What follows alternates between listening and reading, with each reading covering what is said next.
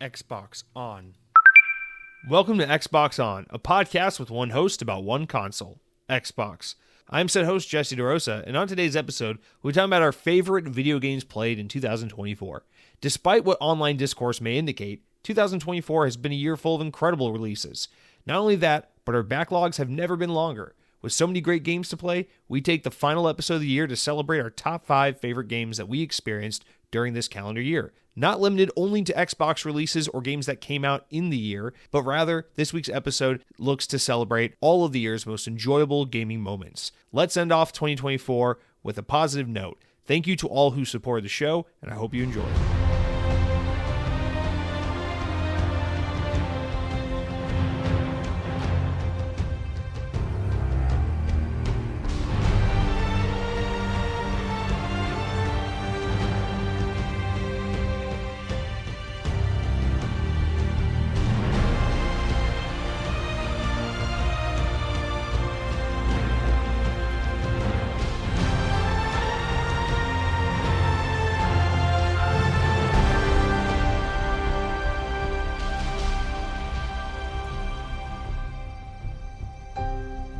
Welcome to episode 291, our top 5 favorite games of 2024, here on the Xbox On podcast.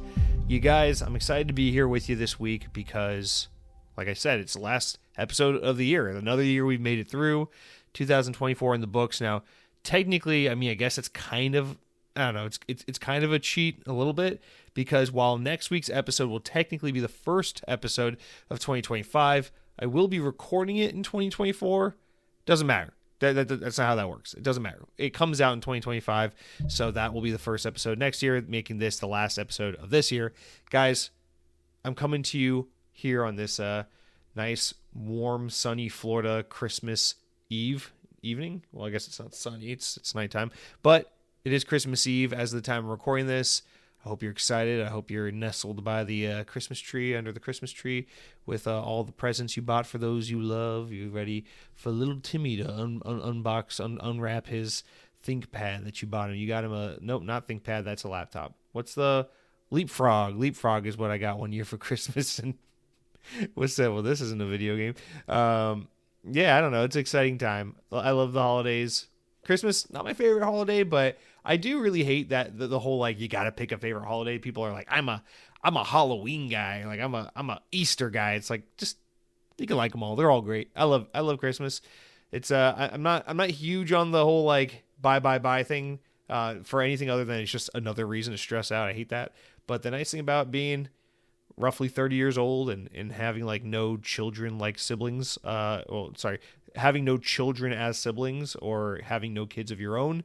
I have siblings that behave like children, including, I guess my siblings have me, and that counts as well. Anyway, point is, it's nice to not have to be like, oh, I gotta get this gift and that gift. And thankfully, for the most part, my family is pretty understanding about the whole like, hey, I don't get you shit, you don't get me shit. I'd much rather have a day where it's just like, we're just gonna like chill out. So, especially living here 500 miles away from home, it's a little nice because it's like, I really don't have any obligations. I think it has been enough years now, though, where it's like, all right, cut the bullshit. It's time to like visit home for the holidays or something.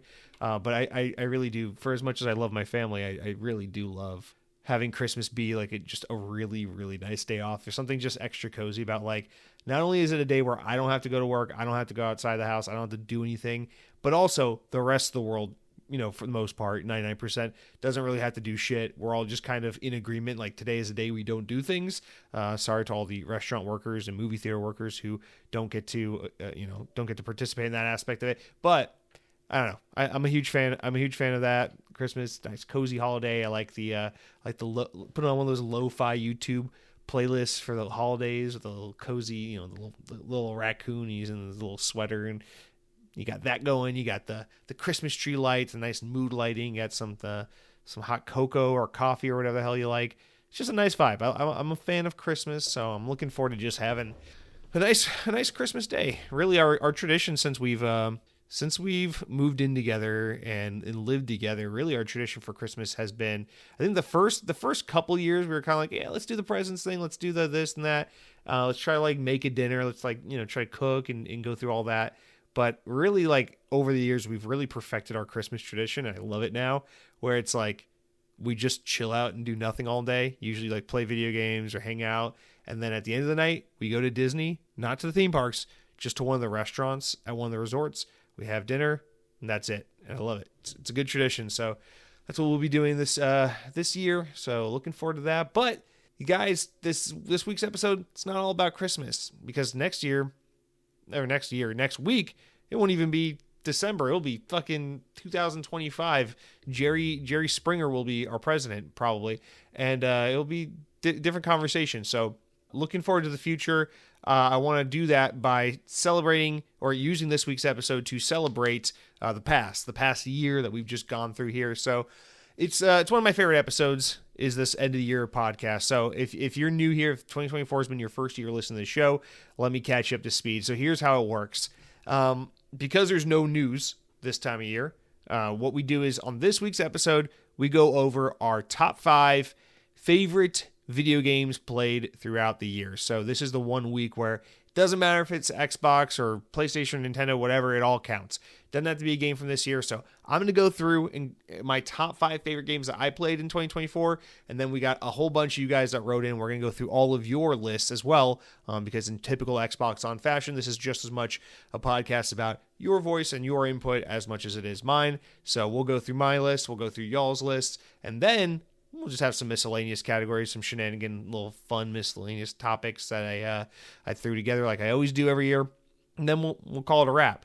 Now, for next week, knowing that there still won't really be any news to talk about, next week's episode is actually one of my other favorite episodes that we get to do every year, which is our year ahead kind of overview podcast. So to kick off 2025, we will do an episode dedicated to what 2025 for Xbox looks like as of now. The games we're expecting to come out, what we think will happen with hardware, where we think the image and the brand will go, like big stories, things that will change and evolve throughout the year, and just things we're expecting and hoping to see from Xbox in the coming year. So that will be another fun episode. There's a reoccurring theme here. The episodes where I don't have to do research and read stories and reference articles, but rather I can just shoot from the hip and talk about whatever the fuck I want. Those are the best episodes, because they're lazy, they're slapped together. Listen, I don't do a lot of those podcasts. Throughout most of the year, Xbox On isn't like a listicle podcast. We're not like, in today's episode, we're going to talk about our 5 favorite Xbox E3 moments. So we don't do a whole lot of that shit. So the end of the year is kind of like that's my break. That's my opportunity to kind of chill out a little bit, make the podcast a little easier for me to do, and a little interesting and unique and festive for all of us to experience together. So this is just that unique time of year. So without any further ado, now you know what we're getting into this week. Now you know what next week has entailed for you. Let's just jump right in. So like I said, we're going to start out with mine, then we're going to go into audience's picks, and then we got some fun miscellaneous topics after that. So, let's start off with my Xbox year in review, essentially.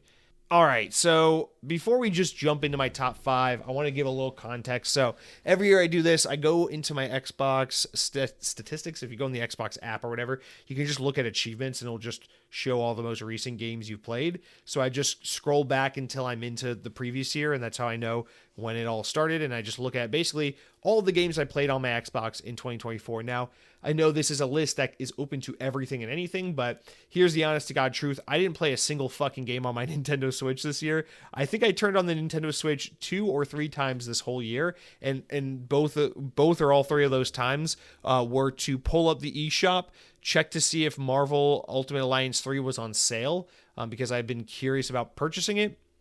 And then realizing, no, it's not on sale. Turn off the Nintendo Switch. I'll see you in another 5 months. So that is the only interaction my Nintendo Switch got at all this year. I do not own a PlayStation 5. My PlayStation 4 is in storage, and I haven't seen it since I moved.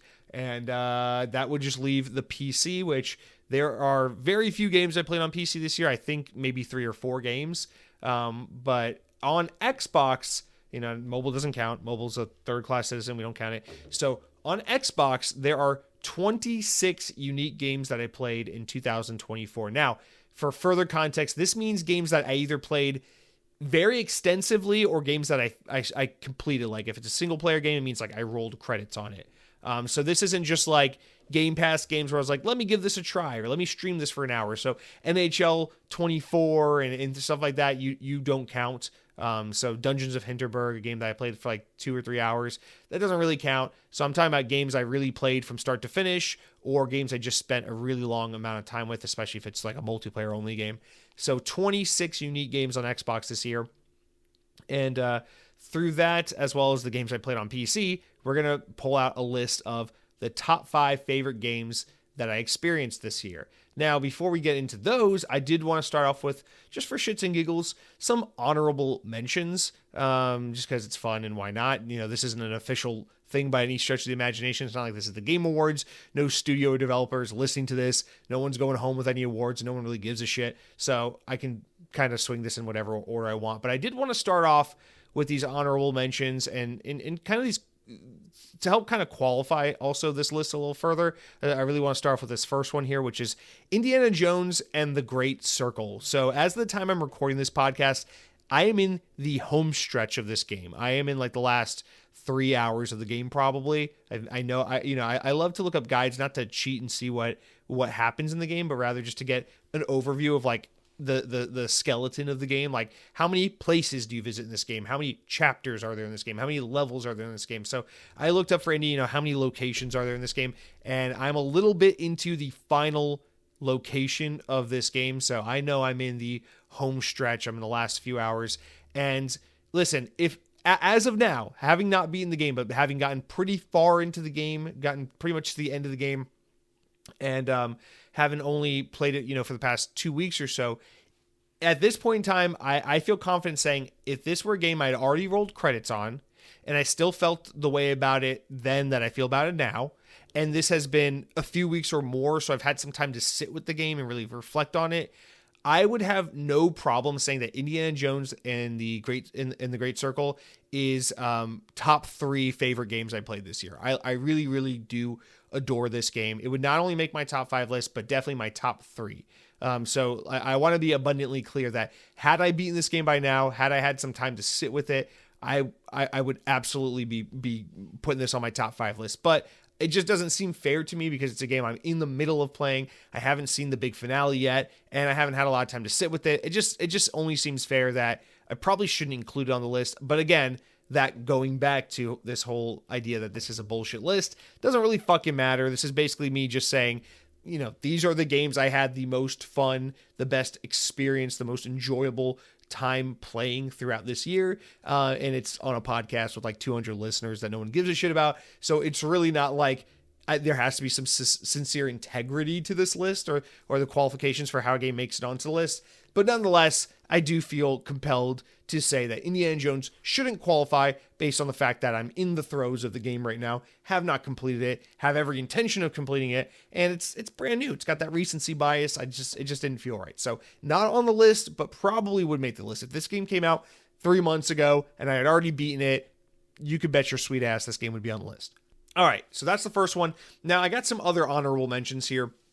They're not all positive. In fact, this next one's not positive at all. So this next shout out goes to the game I would classify as the biggest disappointment out of all the games I played in 2024, and that is going to go to. You probably thought I was going to say Suicide Squad: Kill the Justice League, but you're fucking wrong. That's going to go to a Kimbot. This is a game from developer. What do they call it? There's something dinosaur, robot dinosaur or something.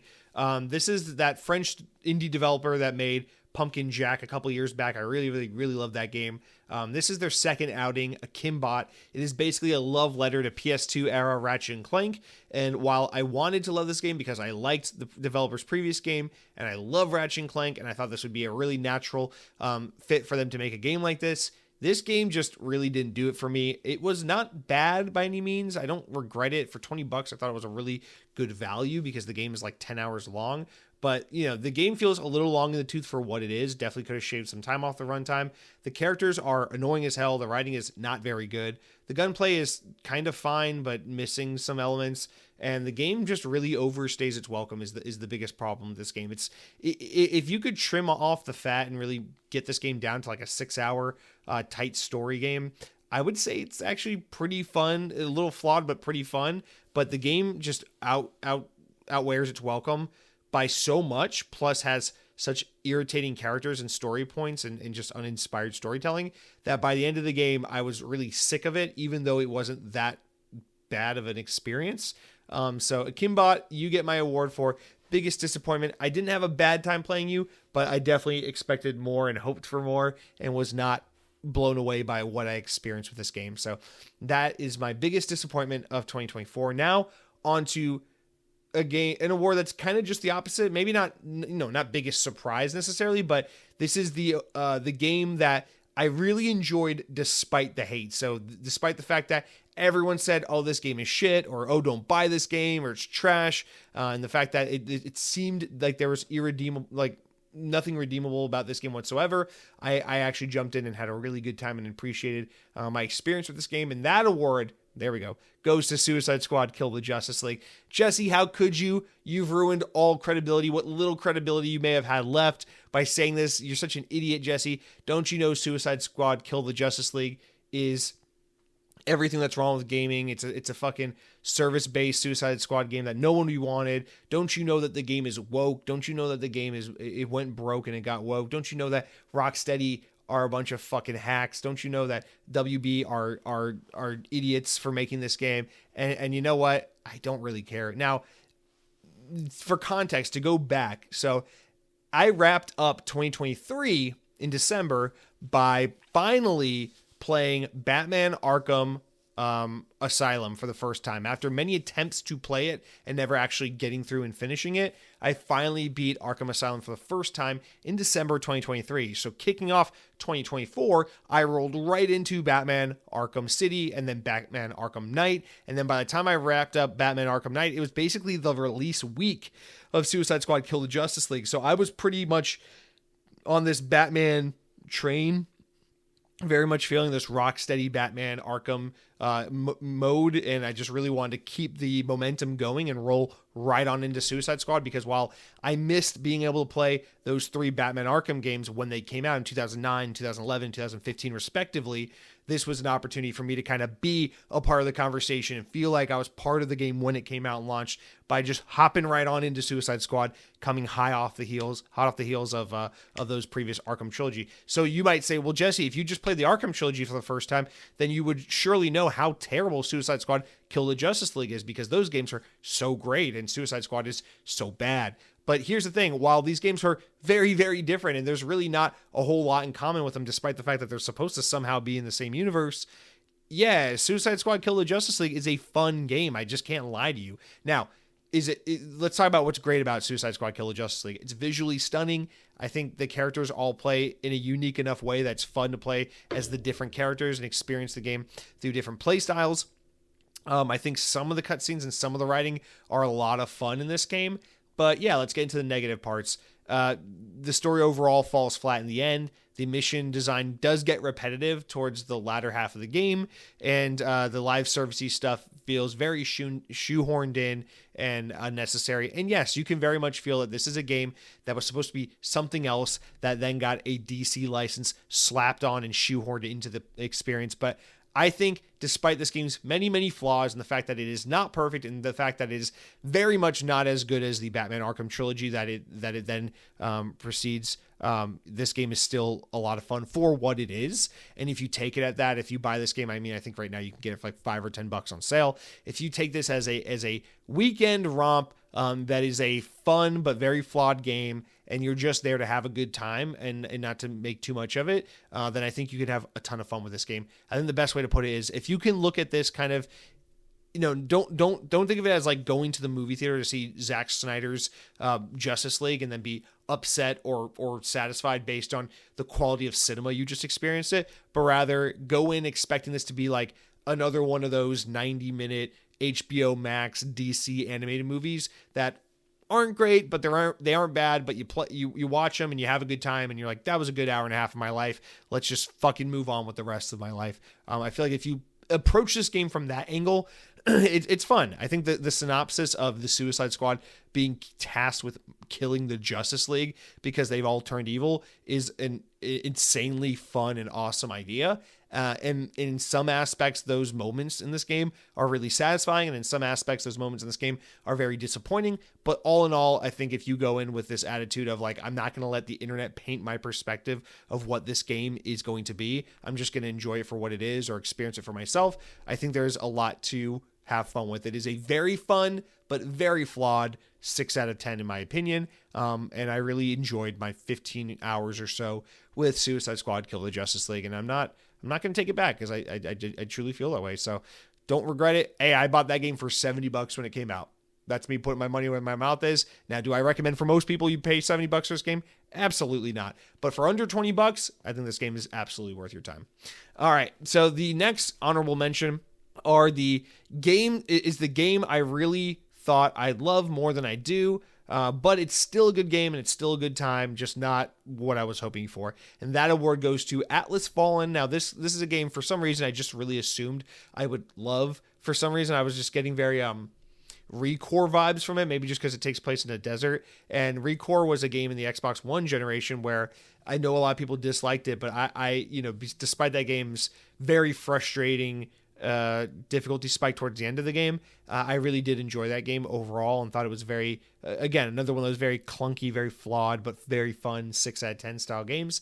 Atlas Fallen is kind of like a good, not great 6 out of 10 game, but it didn't stick with me the way I thought it would. I think maybe that has something to do with the fact that I don't give a shit about any of the characters or any of the storytelling in this game whatsoever, but the gameplay is very fun, and it also is very indicative of what I believe more and more games should strive to be in terms of scale and scope and production value. I think if this game feels like a very high production quality Xbox 360 era game, and I feel like if more games felt like this and strive for this, we could have better games with shorter run times and lower budgets that are less risky and don't fuck up career paths and future work opportunities for people in the industry. I just, in a world where the big issue in the games industry is that games are taking way too long and they're way too expensive to make, and they take teams that are way too large because they're so overly produced. I feel like Atlas Fallen was an example of a scale,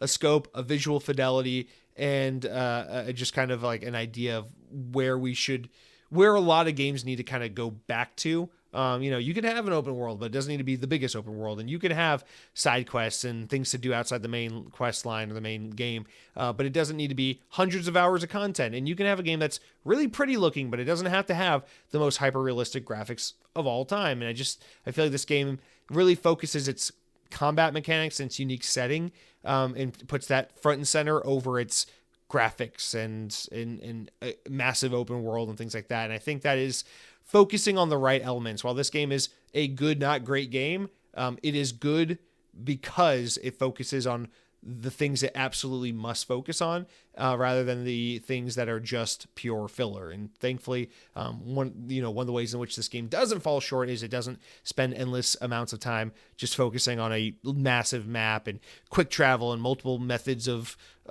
getting around the world and just endless side quests and DLC and live service elements and all this stuff. It's just a game.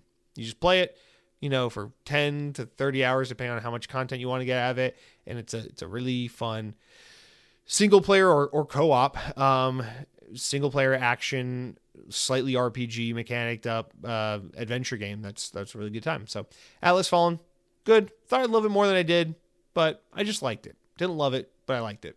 And then the last game here on the honorable mention list, this is the game I just keep coming back to, and that one's going to go to Forza Horizon. I put Forza Horizon 5 because it's the one I really played, but just Forza Horizon in general. I always feel like there's a couple times every year where it's just like I fall into not a rut, but like a little bit of like a stasis where it's like I just want to fall back into Forza Horizon right now. I just want to dick around with some cars, race around the world, and Forza Horizon is a great game for me to do that. So I just want to give a shout out to Forza. What a great series. Love it. Wonder when we'll see that return with, of course, Playground being very busy with Fable right now. All right, so those are my honorable mentions, you guys. With that knocked out, I think we can get into the proper list of my top 5 favorite games I played in 2024. So one more thing I want to preface, and we'll get to this at the end of the show as well.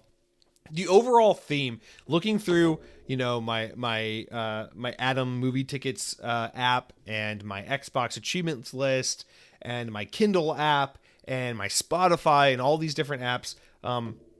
Man, one thing I learned prepping for this podcast is 2024 really was the year of me just like not having any fucking free time, because normally I feel like I would have experienced many more games, I'd have many more options to choose from, I'd have more things to talk about. But really in this year, I played a few games a lot longer than usual, and I just experienced less entertainment as a whole, which I don't hate in theory, because I've spoken in the past about how I think it's healthy and it's important to try to create just as much, if not more, in put out more into this world than what you take in. And so that is like a self-made philosophy I do like to at least try and pretend that I'm living up to, or I care about trying to live up to, which is just this idea that's like, listen, it's cool to play video games, to watch movies, to read comic books, to do all these kinds of things.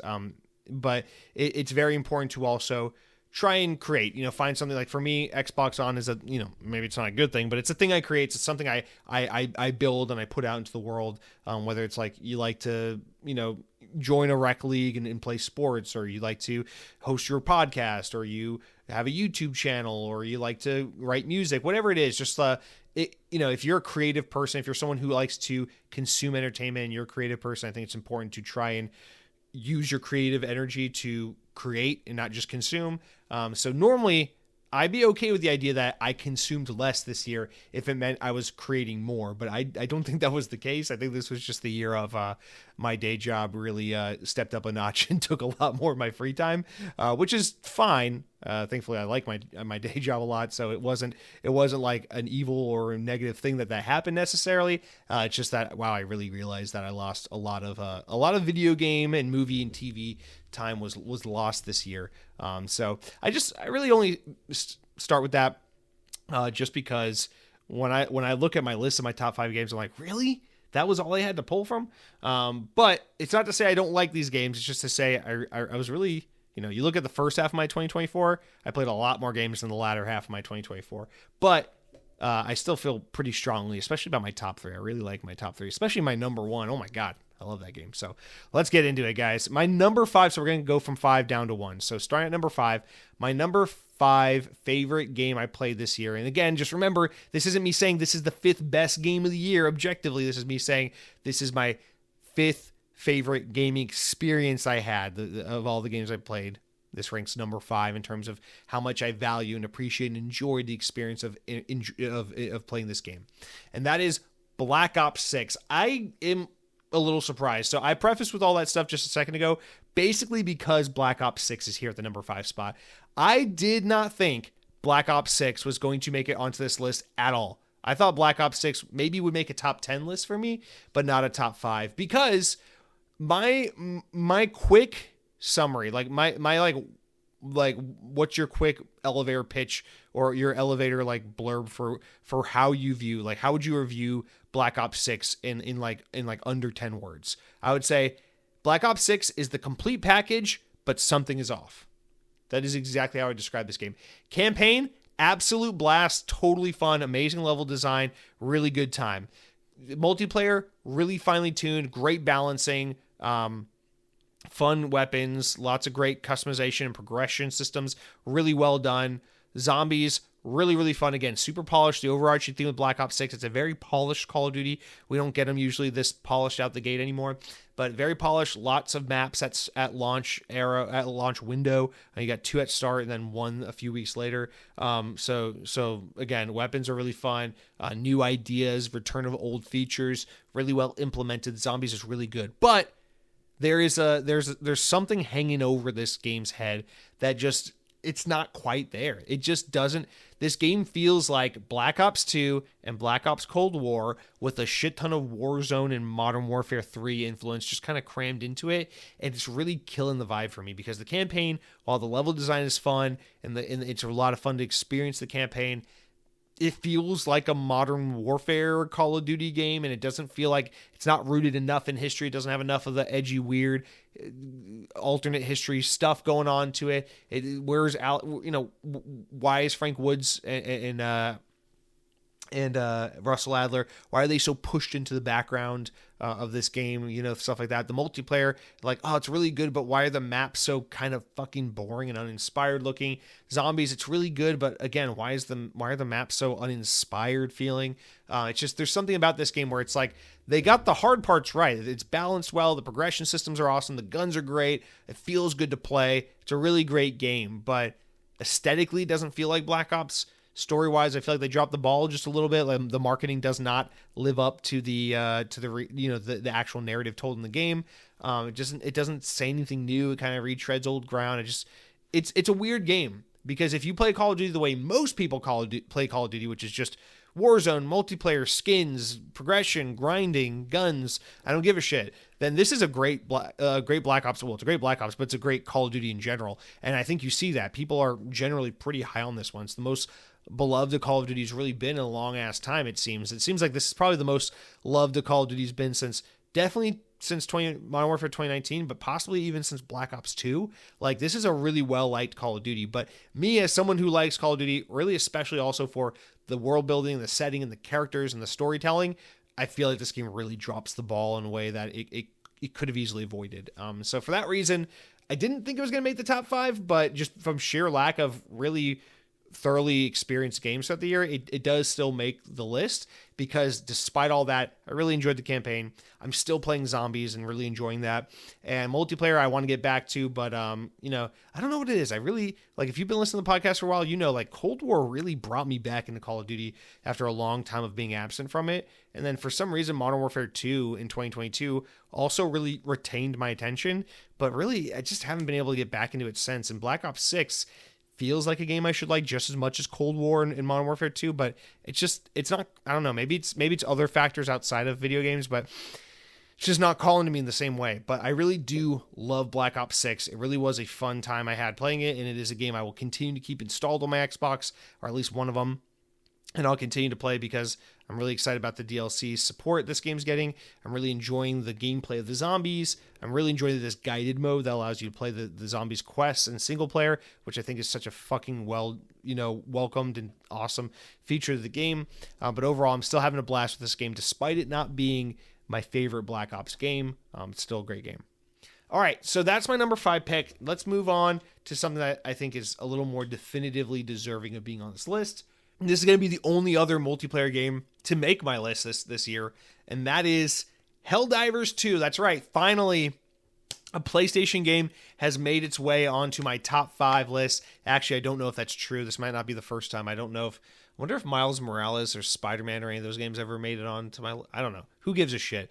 But yes, first time in a while, or the first time I can remember, a PlayStation game has made its way onto my list. So Helldivers 2, now of course I played this game on PC, but Helldivers 2, I just want to give a really special shout out to this game, even though I only put about 15 hours into this game, again, just because it's like, I fell in love with certain games this year, but it just got pulled away. Like Marvel Midnight Suns, I'm looking at you. Where's the time? Even though I didn't put too much time in Helldivers 2 compared to a lot of people, because this game was a huge phenomenon at the beginning of the year, I still really, really enjoyed the time I did spend with this game. The thing I love about Helldivers 2, aside from the fact that it is so charming, I love its setting, I love its look, its style, its flair, its comedy, I love all that so much. The thing I really love about Helldivers 2 so much is it is the most Xbox 360 Left 4 Dead type of experience that I have had in video games since Left 4 Dead on the Xbox 360. There have been so many games, Turtle Rock has done Back 4 Blood and what was the one they did on the Xbox One? It was Evolved. And then other teams, of course, have done things like the Killing Floor series from Tripwire Interactive. There are plenty of companies that have made these kinds of multiplayer games, but it's like, it's like very camaraderie, fun based. I'm trying to think about like what's the best way to put it. It's like this like PvE kind of. I don't know what's the way to put it. I'm just really at a loss for words of like how to place this right now. But it's that idea of like Left 4 Dead was such a mind-bending experience for me when I first started playing it in early 2009, because I remember picking it up, knowing that I wanted to play it, but not really knowing what kind of game it would be. And over time, immediately, like just over time of like my time playing it, just coming to really grow to adore that game. Not only because it is, in my opinion, like the perfect like zombie horror moody game that's like not scary, but perfect for like the mood and the spirit and the tone of it. But really because from a gameplay perspective, it is so novel and so unique. It's not like you want to play it again and again and again because of a Halo, Call of Duty kind of win progression thing.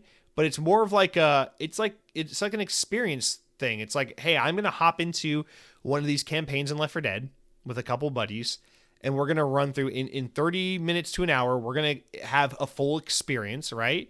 We're gonna play through a whole campaign, and it's gonna be a lot of fun. And every time we play, it's gonna be a little different.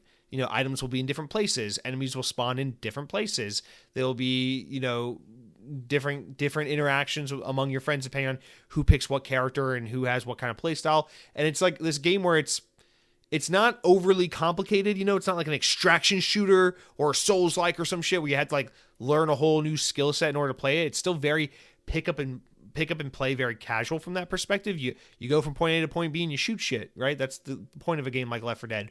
But it's like really easy to play, very difficult to master kind of experience like that, where the game becomes super, super fun the more you play and the more you're like, okay, well now we'll try to do this run and we'll chase the achievements and we'll try to do this glitch and we'll try to play on this difficulty and see if we can do it this way, or now I'll try these weapons instead of these weapons. And Left 4 Dead was a game for me it just opened my eyes up to a type of multiplayer experience that I had never had before, because multiplayer to me in video games always meant competitiveness. It always meant Halo. It always meant Call of Duty. It always meant, or like a racing game, like a Mario Kart or something, where it meant like someone here is going to win because they have the skill to be the best. And Left 4 Dead was like, no, it's not about the skill to be the best. It's about really having like a fucking hell of a time with your friends. And everything from survival mode to versus mode to just playing campaign. Left 4 Dead was a game that really left a huge impact on me. And I feel like I have not played a game that has captured that kind of charm and magic in such a way until Helldivers 2 came out this year. And so it's a long-winded way of getting back to it, but Helldivers 2 really captures that magic. It's not like me versus my friends. It's like, no. It's like, let's drop in to this level, this difficulty, this planet, this enemy faction, and you build up your loadout, and it's pretty simple and straightforward. Anyone can pick it up and get the idea, but then you can play it a million different ways. You can play the same mission multiple times and have completely different experiences, and you will laugh and scream and work together and egg each other on and get pissed at each other over this gameplay experience, because it's like, all right, guys, let's work together to complete this objective. And then you're yelling at one guy because he's going off course, and then you're screaming because you get downed, and you're like, someone get me the fuck up right now, get me up, and it's just this like cooperative multiplayer experience that results in so many of like did you see that was so fun, oh remember the part where kind of moments. You make a lot of memories and have a lot of stories from playing a game like this, and there's just aren't a lot of games where I feel that anymore. Now I know a lot of you listening are like, Jesse, there's so many games that do that kind of thing, so many indies on Steam and so many bigger games even on Xbox that do that. Listen, I understand people got their fucking Hello Goodbye Neighbors and Hunt Showdowns, Cronky. I know you're gonna fucking write in with your shit about it, but that just because there are other games that have fun camaraderie based multiplayer cooperative experiences doesn't mean they're all going to scratch the itch for me. But Helldivers 2 is a game that scratches that itch for me. Also just aesthetically, I mean, this game just feels like Halo to me, like from an aesthetic standpoint. So it's like this goofy, lighthearted comedy version of like Halo ODST, but with Left 4 Dead type gameplay. And I really, really enjoyed Helldivers 2 a lot. I really appreciate this game for what it is. And it just, dude, it's a game that like, it's almost like, I don't know, it almost like, it's a kind of game that almost makes me feel melancholy in a way, because Helldivers 2 is so good and it makes me feel fucking crazy. I'm like, why can't we have more stuff like this? Why can't this be more of a norm? And it's not necessarily saying that there aren't enough good games to play and I need more games. But it's just like, why isn't this a more default kind of experience that developers strive for? Why are games so competitive and so complex and so much of a learning curve? You know, like why are there so many Counter-Strike Goes and Rainbow Six Sieges for every Helldivers or Left 4 Dead out there. And I just wonder, I understand, the competitiveness, the retention that it comes with it, and the streamers and all the esports shit. There's money to be made. There's an audience to be captured there. But from the perspective of someone who really doesn't want to get super sweaty, who just wants to have a good time, Helldivers 2 reminds me of Left 4 Dead. It reminds me of Halo Firefight. It reminds me of Call of Duty Zombies.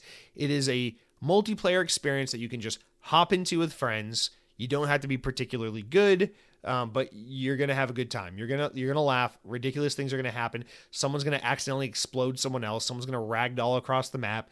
Someone's gonna barely make it through an objective right as the timer's going off. You're barely gonna extract or get this thing to that point or whatever it is you're trying to do, because this game is a game that is just centered around creating really fun and really memorable moments. And I miss multiplayer experiences like this.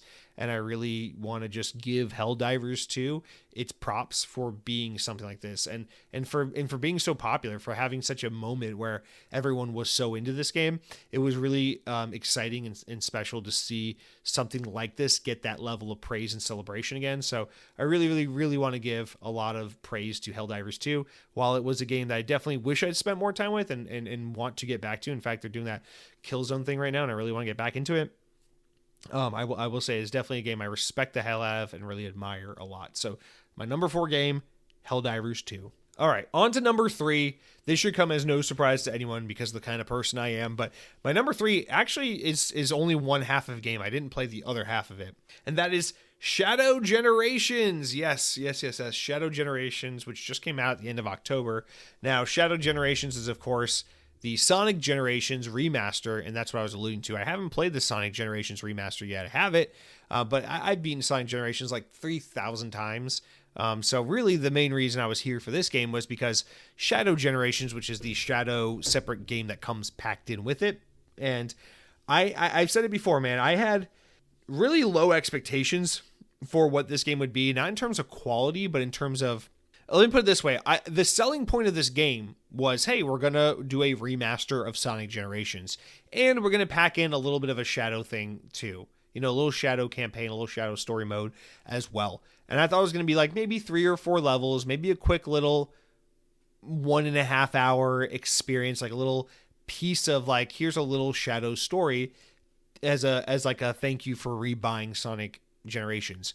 I was not aware that this was going to be a full-blown, separate Shadow the Hedgehog video game that is packed in with this remaster of Sonic Generations. And with that said, this game was incredible because it has, in my opinion, absolutely impeccable level design. This game is 3D Sonic at its absolute best. Absolute best. The levels in this game are so phenomenally designed. They introduce really cool mechanics, and they are so visually fun to look at and to play through, that I honestly, this is like, aside from Sonic Unleashed, which is my favorite Sonic game of all time, these are probably the best 3D Sonic levels we've ever seen before.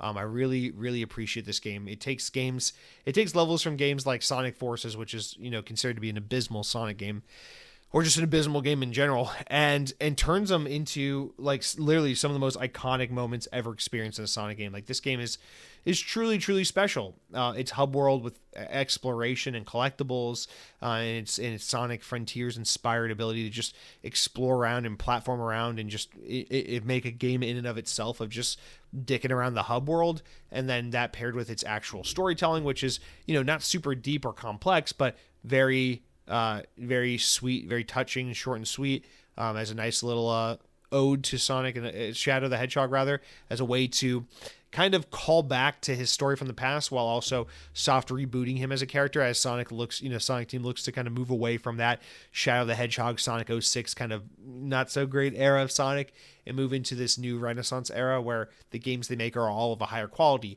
and people like the movies and all these other things. And so it really makes me happy to see that not only did they attempt to kind of do this really special celebration / soft reboot of Shadow, but also they really successfully succeeded in doing just that. Now, do I still feel like, from a storytelling perspective and an art design perspective, is this still not my favorite Sonic game? Yes, of course, because I think Sonic Unleashed is the perfect artistic depiction of what Sonic should be. I love the real world locations, planet Earth, Pixar looking humans, that kind of thing, over like the thing we more often get from Sonic, which is just like, here's a generic, not sure how we got here, space highway, and here's a generic factory where they build robots, not sure how we got here. Here's a generic movie studio, Sinopolis, fucking what's that? No, Sinopolis is a movie theater. What's it called? The Studiopolis, whatever. It's like those levels are cool and they have flair and style, but like there's no.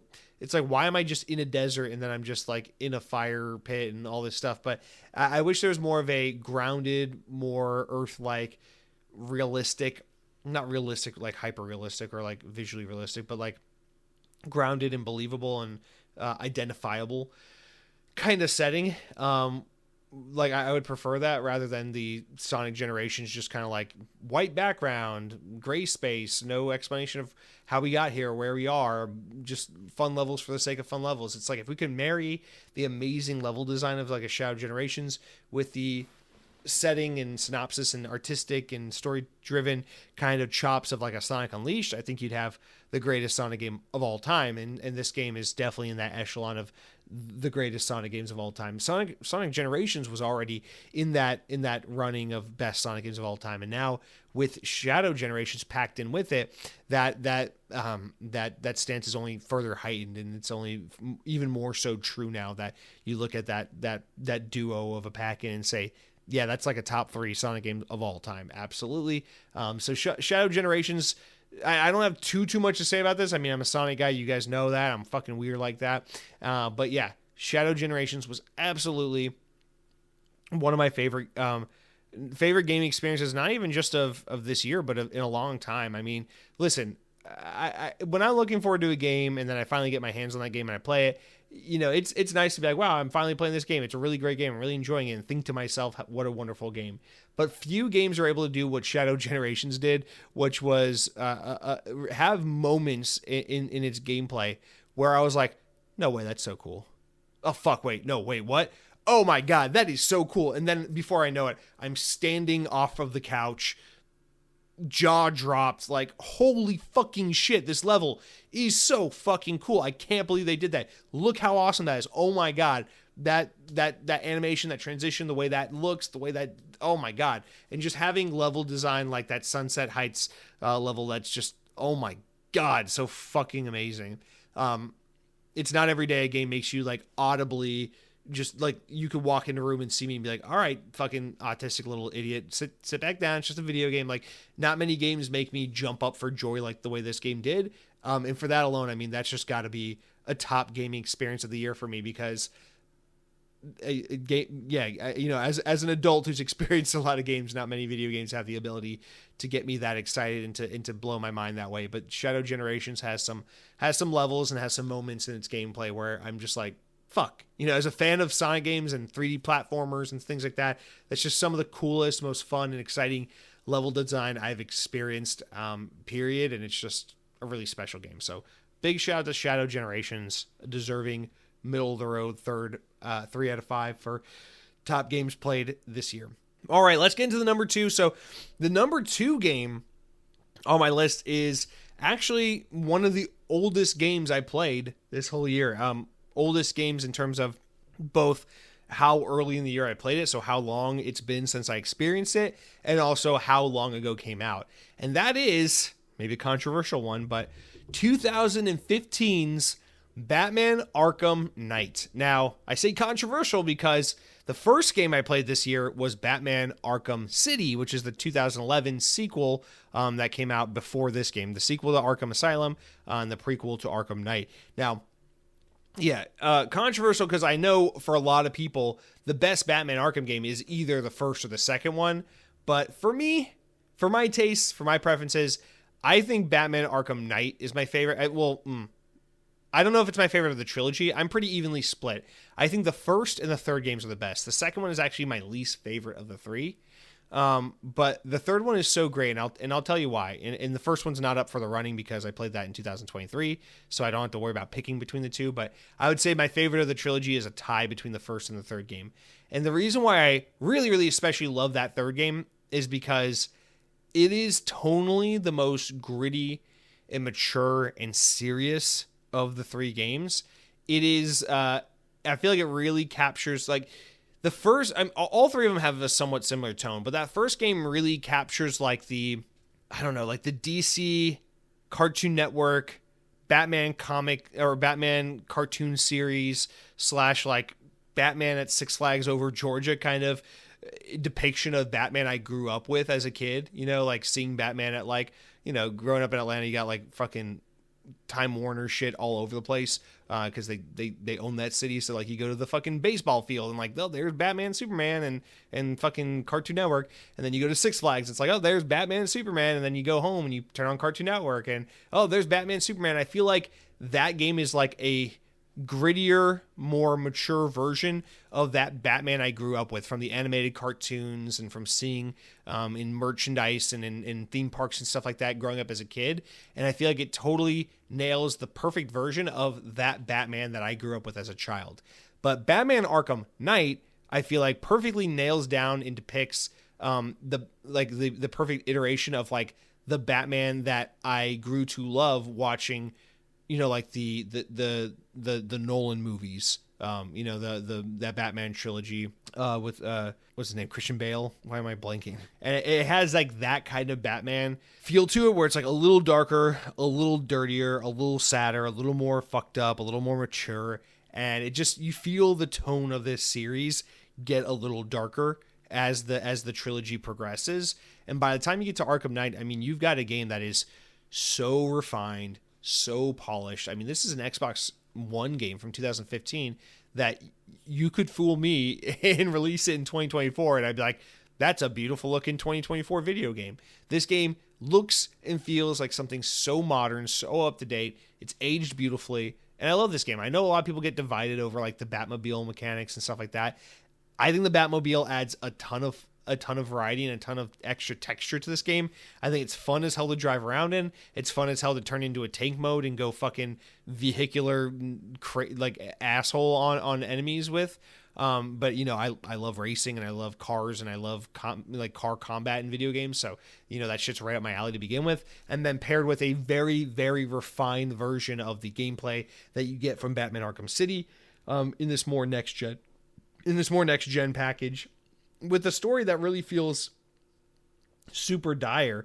And I love that, this series really is about that relationship between Batman and the Joker. But this game is able to explore other villains a little deeper in a way that the other two games, don't. While they include lots of villains, this game explores other villains a little deeper. So you get a lot more than just Joker, it feels like, in this game. Because of its, emphasis on having other villains play a more prominent role.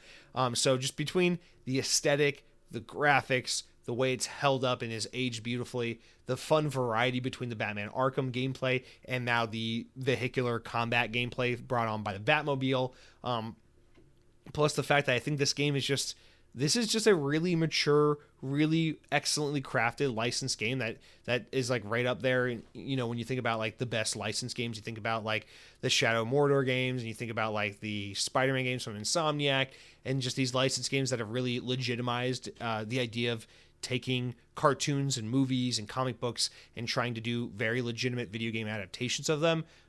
This game is perhaps the strongest and best reminder of how Rocksteady really is, and deservedly is, credited with really ushering in and legitimizing that movement of making these super high quality, built in service of the medium kind of licensed video games. And I just think Batman Arkham Knight is a really, really wonderful experience. Tonally, narratively, it is a cinematic, just exciting from start to finish game. That does not, and this is like one of the best compliments I can give to a game, it does not feel its runtime. There are some games, looking back on my list, one of the problems with the Kimbot is it is a 10-hour game that feels like it's 20 hours of your life.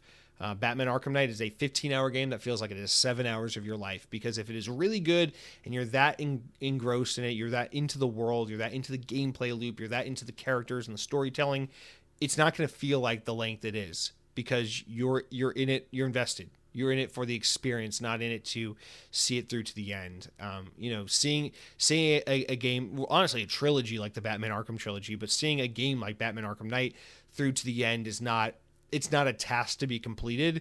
It is a natural result of being pulled into the world of this game. And I really, really, truly think that this game is special. And I'm really, really grateful that I finally earned or gained the discipline to play through this trilogy, because it has been a huge blind spot in my backlog. It seems like every year I'm getting to one of these, right? Like the last year it was Dead Space. I'd finally played Dead Space, and this year it was the Batman Arkham trilogy. And I can't wait because I'm going back to play Arkham Origin actually next, as soon as I'm done with Indy. So I should be starting that in the next day or two, which I'm really looking forward to. Like I'm like genuinely excited to hop into that game. So Batman Arkham Knight, I have no problem putting you in the number 2 spot. This game was just such an absolute blast to play, so very much love that. And that is going to bring us to, last but definitely not least, my number one favorite game that I played in 2024. This is my favorite experience I had with video games as a medium of entertainment and art.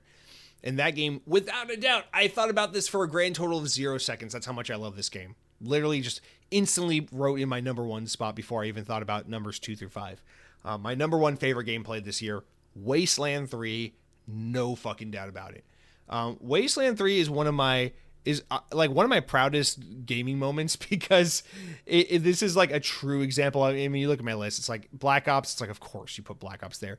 Sonic Generations, of course you put Sonic Generations. It's like Batman Arkham, it's like, okay, that's a little different for you, but like, at the end of the day, it's not that different for you. It's a single player action adventure narrative game, whatever. Helldivers 2, okay, it's like you cut your teeth on games like on multiplayer Xbox 360 era games, like whatever. Wasteland 3, this game is nothing like the kinds of games I normally play. I remember when Wasteland 3 came out in the fall of 2020, and it was a day one Game Pass game, and I remember being like, oh, and Exile is now an Xbox team, Game Pass, new game. I wonder if I could just maybe dabble in this. I know Wasteland 3 is not a game for me, but I wonder if I could just dabble in this for a moment and see, what I would think of it, just so I can have exposure to it. And I remember getting like 20 minutes into the game on my Xbox One in 2020 and going, holy shit, this game is not for me. Delete. And then I don't know what happened, but earlier this year, I had this weird impulse. I was playing around on my phone one day. I was playing with Xbox Cloud Streaming, and I said, I just want to see like how this has improved. It's been really a while since I've spent extensive time with Xbox Cloud Streaming. So I was like on a lunch break at work, and I just booted up on my Samsung Wasteland 3. I was like, let me see how this plays, because I know it's not a very Twitch-based game. I know it's a lot of commanding your, moving things around, kind of clicking and pointing where to go and what to do. So I was like, let me see how cloud streaming works on my phone when I'm out and about on the go. And I booted it up, and I remember I ended up spending like the majority of my lunch break just playing through this. And I was like, wait a minute. I just realized like I'm not even here paying attention to the cloud stream anymore. I'm actually like kind of a little bit engaged with this opening battle from the beginning of the game. I'm like, I kind of actually want to see a little bit more of this. And then I remember going home that night and downloading Wasteland 3 and being like, all right, I bet I don't make it 2 hours in before I lose interest again. And then I was like, no, I'm actually kind of invested. And then I realized I didn't really pick the right character for me. I just kind of blasted through everything at the start of the game, but I'm really enjoying this. Let me restart my save file and go back and do this the right way. And then I restarted, played those first 2 hours again, really enjoyed them, and paid extra close attention to all the dialogue and what was happening in the opening. And before I knew it, I was like 4 or 5 hours into the game. I was like, I'm going to see this game through the end. This isn't even like I'm enjoying it, we'll see where it goes. This is like, I am determined to see this game through the end. I didn't realize, obviously this is coming from Brian Fargo and the guys that created Fallout, really, the parents of Fallout. But this game really is just like a Fallout style game, but from an isometric perspective as opposed to like a first person AAA budget kind of perspective. And the more I played it, the more I was like, yeah, it is from a gameplay perspective, kind of like a Fallout or Elder Scrolls, like Western RPG single player game. But when you really get into the quality of the writing and the narrative skill, the not skill tree. Why do I keep saying skill tree? The the talk paths throughout this game, like the kind of dialogue choices and everything. Like, this game feels like it's like a Fallout or a Elder Scrolls kind of experience, but like even more so one that really speaks to me directly. It has a wit and a charm and a humor that I don't find in games like Fallout and Elder Scrolls and Starfield even. Remember, Starfield was like my favorite game from last year. So keep in mind, like, it's not like I dislike Bethesda game studios. I recently, a few years ago, the game that was long in my backlog that I've been dragging my feet on forever that I played and fell in love with was Skyrim. So I like Bethesda game studios a lot. I think Starfield is criminally underrated and underappreciated these days, because they're definitely a team that's become cool to hate. But I say this with no animosity or malice towards them at all, but In Exile and with Wasteland 3 have very quickly converted me to an In Exile stan. When it comes to this hierarchy of like Bethesda game studio like studios, and I look at the Xbox portfolio and I go In Exile Entertainment, Bethesda Game Studios, and Obsidian. What the hell's wrong with me? And Obsidian, I look at these three teams and I'm like, I don't know. I'm really excited to play Avowed in a few months here, so we'll see how it changes. But right now, I have the most faith and respect and trust that In Exile games are going to be the ones to bring that single-player Western RPG experience to me in a way that's going to just like absolutely hand over fist fall in love with. And so at this point in time, I kind of rank the quality of these teams like In Exile at the top, Obsidian underneath, and then Bethesda Game Studios at the bottom. Now, full well saying I appreciate and admire all three of these teams a great deal. But just, I mean, In Exile came from, went from being a team I've always known about, but never really had any experience with any of their products, to a team that I suddenly adore and would go to hell and back to defend with just how much I believe in their ability to create an insanely compelling game in a beautiful world. And rest assured, Wasteland 3 is a game that I adored so much that I said, okay, next year, the big RPG project for me, aside from Avowed, is to go in and play Wasteland 2, because that game got a director's cut a few years ago, and I want to experience that game as well, because these games are way too fucking good to just play one and be done with it. So, looking ahead at now that In Exile is a full-blown Xbox first-party team, and they got Xbox money, and they're working on that, Clockwork Revolution game, which is like their attempt at like an Outer Worlds style, Avowed style, the Elder Scrolls Fallout style, high budget first person style game like Wasteland 3. Oh my god, I'm so fucking excited for that game. Like, the Project Clockwork Revolution and Avowed, those are like my top two Xbox games, as far as like RPGs and stuff that I'm really looking forward to. And yes, I mean that over Fable right now. But yeah, I absolutely adore Wasteland 3. I think this game is so fucking charming. It just oozes charm. Every character you interact with, whether they are the most important character in the narrative or whether they are someone who is a super inconsequential throwaway character, is so interesting to talk to. Everyone has some piece of writing that's either like, oh, that's really interesting for the sake of the lore, or, oh my god, that was a great laugh. I'm really glad I interacted with that character, or did that thing, or opened that wall, or went in through that door, because there's always some kind of narrative reward everywhere you go in this game. The combat is so much fun. I love like the point style, like you have this many points per turn, and it's like you set up like it's like this tactical kind of turn-based like combat that's actually really quite simple, and I played it on an easier difficulty, so to be fair, but it's really quite simple to get the hang of and pick up and like understand what it is. But again, then it's like if you want to play it on a harder difficulty and really get good at this game, there is a way to get really nerdy about it and to conquer and master this combat style.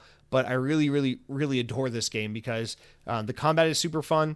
The writing is always entertaining and engaging. And just the story is super fucking cool. Like, it's nothing crazy. Like, the synopsis isn't that wild, but it's like the world building adds to it so much. I mean, I guess that's what it really is more than anything. It's the moment-to-moment writing and character interaction plus the world building that just makes this game immediately. It's like such a cozy game. Again, it's another one of those, this game will take you 30 to 40 hours to beat it.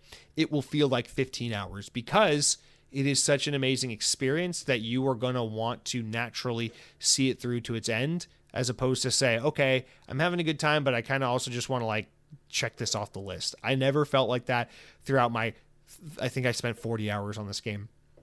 I never felt like I was just trying to get another game checked off the list. And this is a game that I very much felt like I was just so fucking lucky to have finally had it click with me. That it wasn't a game that I just downloaded again, wrote off immediately, wasn't able to see what was so special about it, and then moved on to playing Call of Duty for the millionth time. I'm so glad this was a game that, for some reason, the stars aligned, my head was in the right place, and it just so happened to work out that I was interested enough to see this game enough for it to get its hooks into me. And now that its hooks are in me, I have broadened my horizons when it comes to video games, and I adore one of my favorite games of all time now is this top-down, isometric, Western RPG single player nerdy ass leveling skill based fucking motherfucking game called Wasteland, and I just think the world of it. It's so good.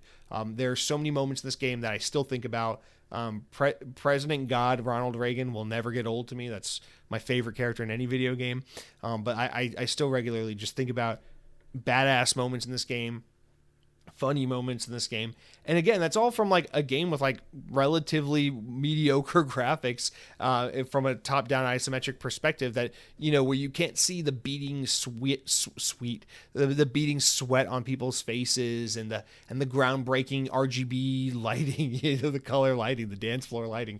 But the you know what I mean, like the what am I trying to say? Like the fucking what's it called? Everyone cares about nowadays. I don't know why I'm blanking on everything today.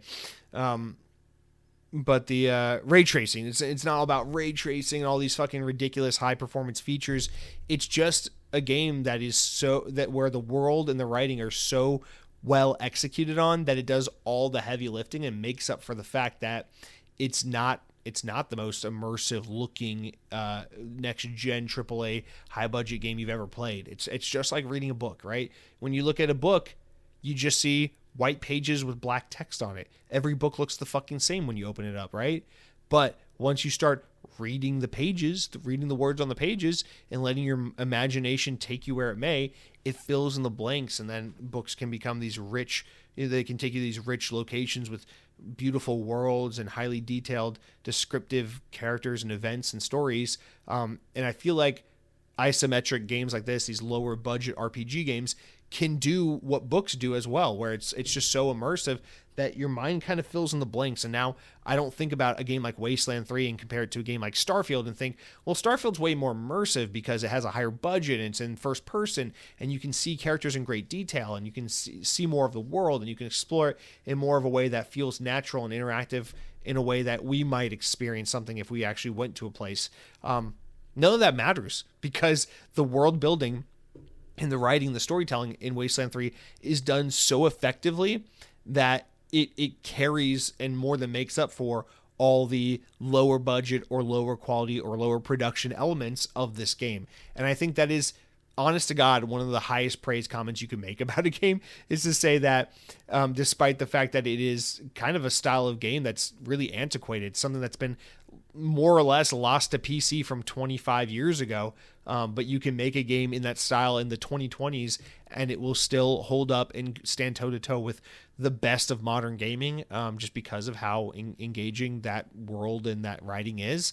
I think that's really just like a compliment unto its own that very few games would ever be able to achieve. So I mean, Wasteland 3, just one of my absolute favorite gaming experiences, not just of 2024, but really of like the past decade. I just really adore this game.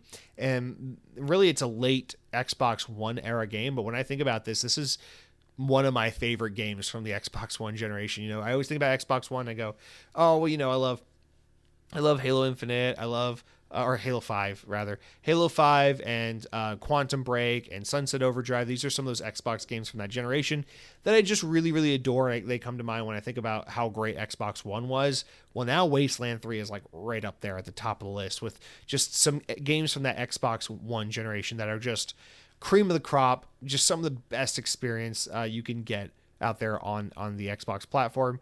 And I'm just so excited for the future of an Exile, with them having a bigger budget and being a part of Team Xbox and seeing what it is that they can produce with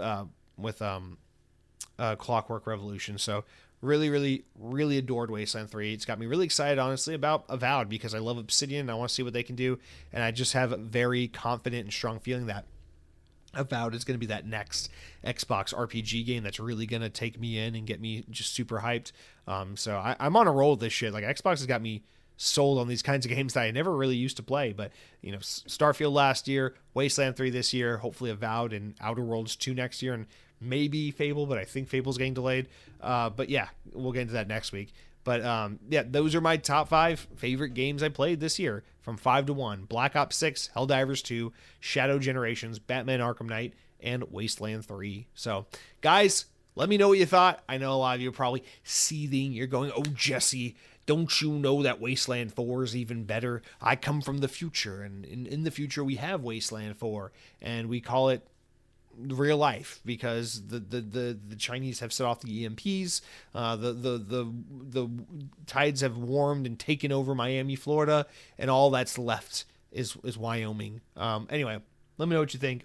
But I'm gonna take a quick water break, and then we're gonna hop into all of y'all's write-ins. We're gonna get into your top 5 favorite games played. I'm really excited to hear from you guys, so let's get into that.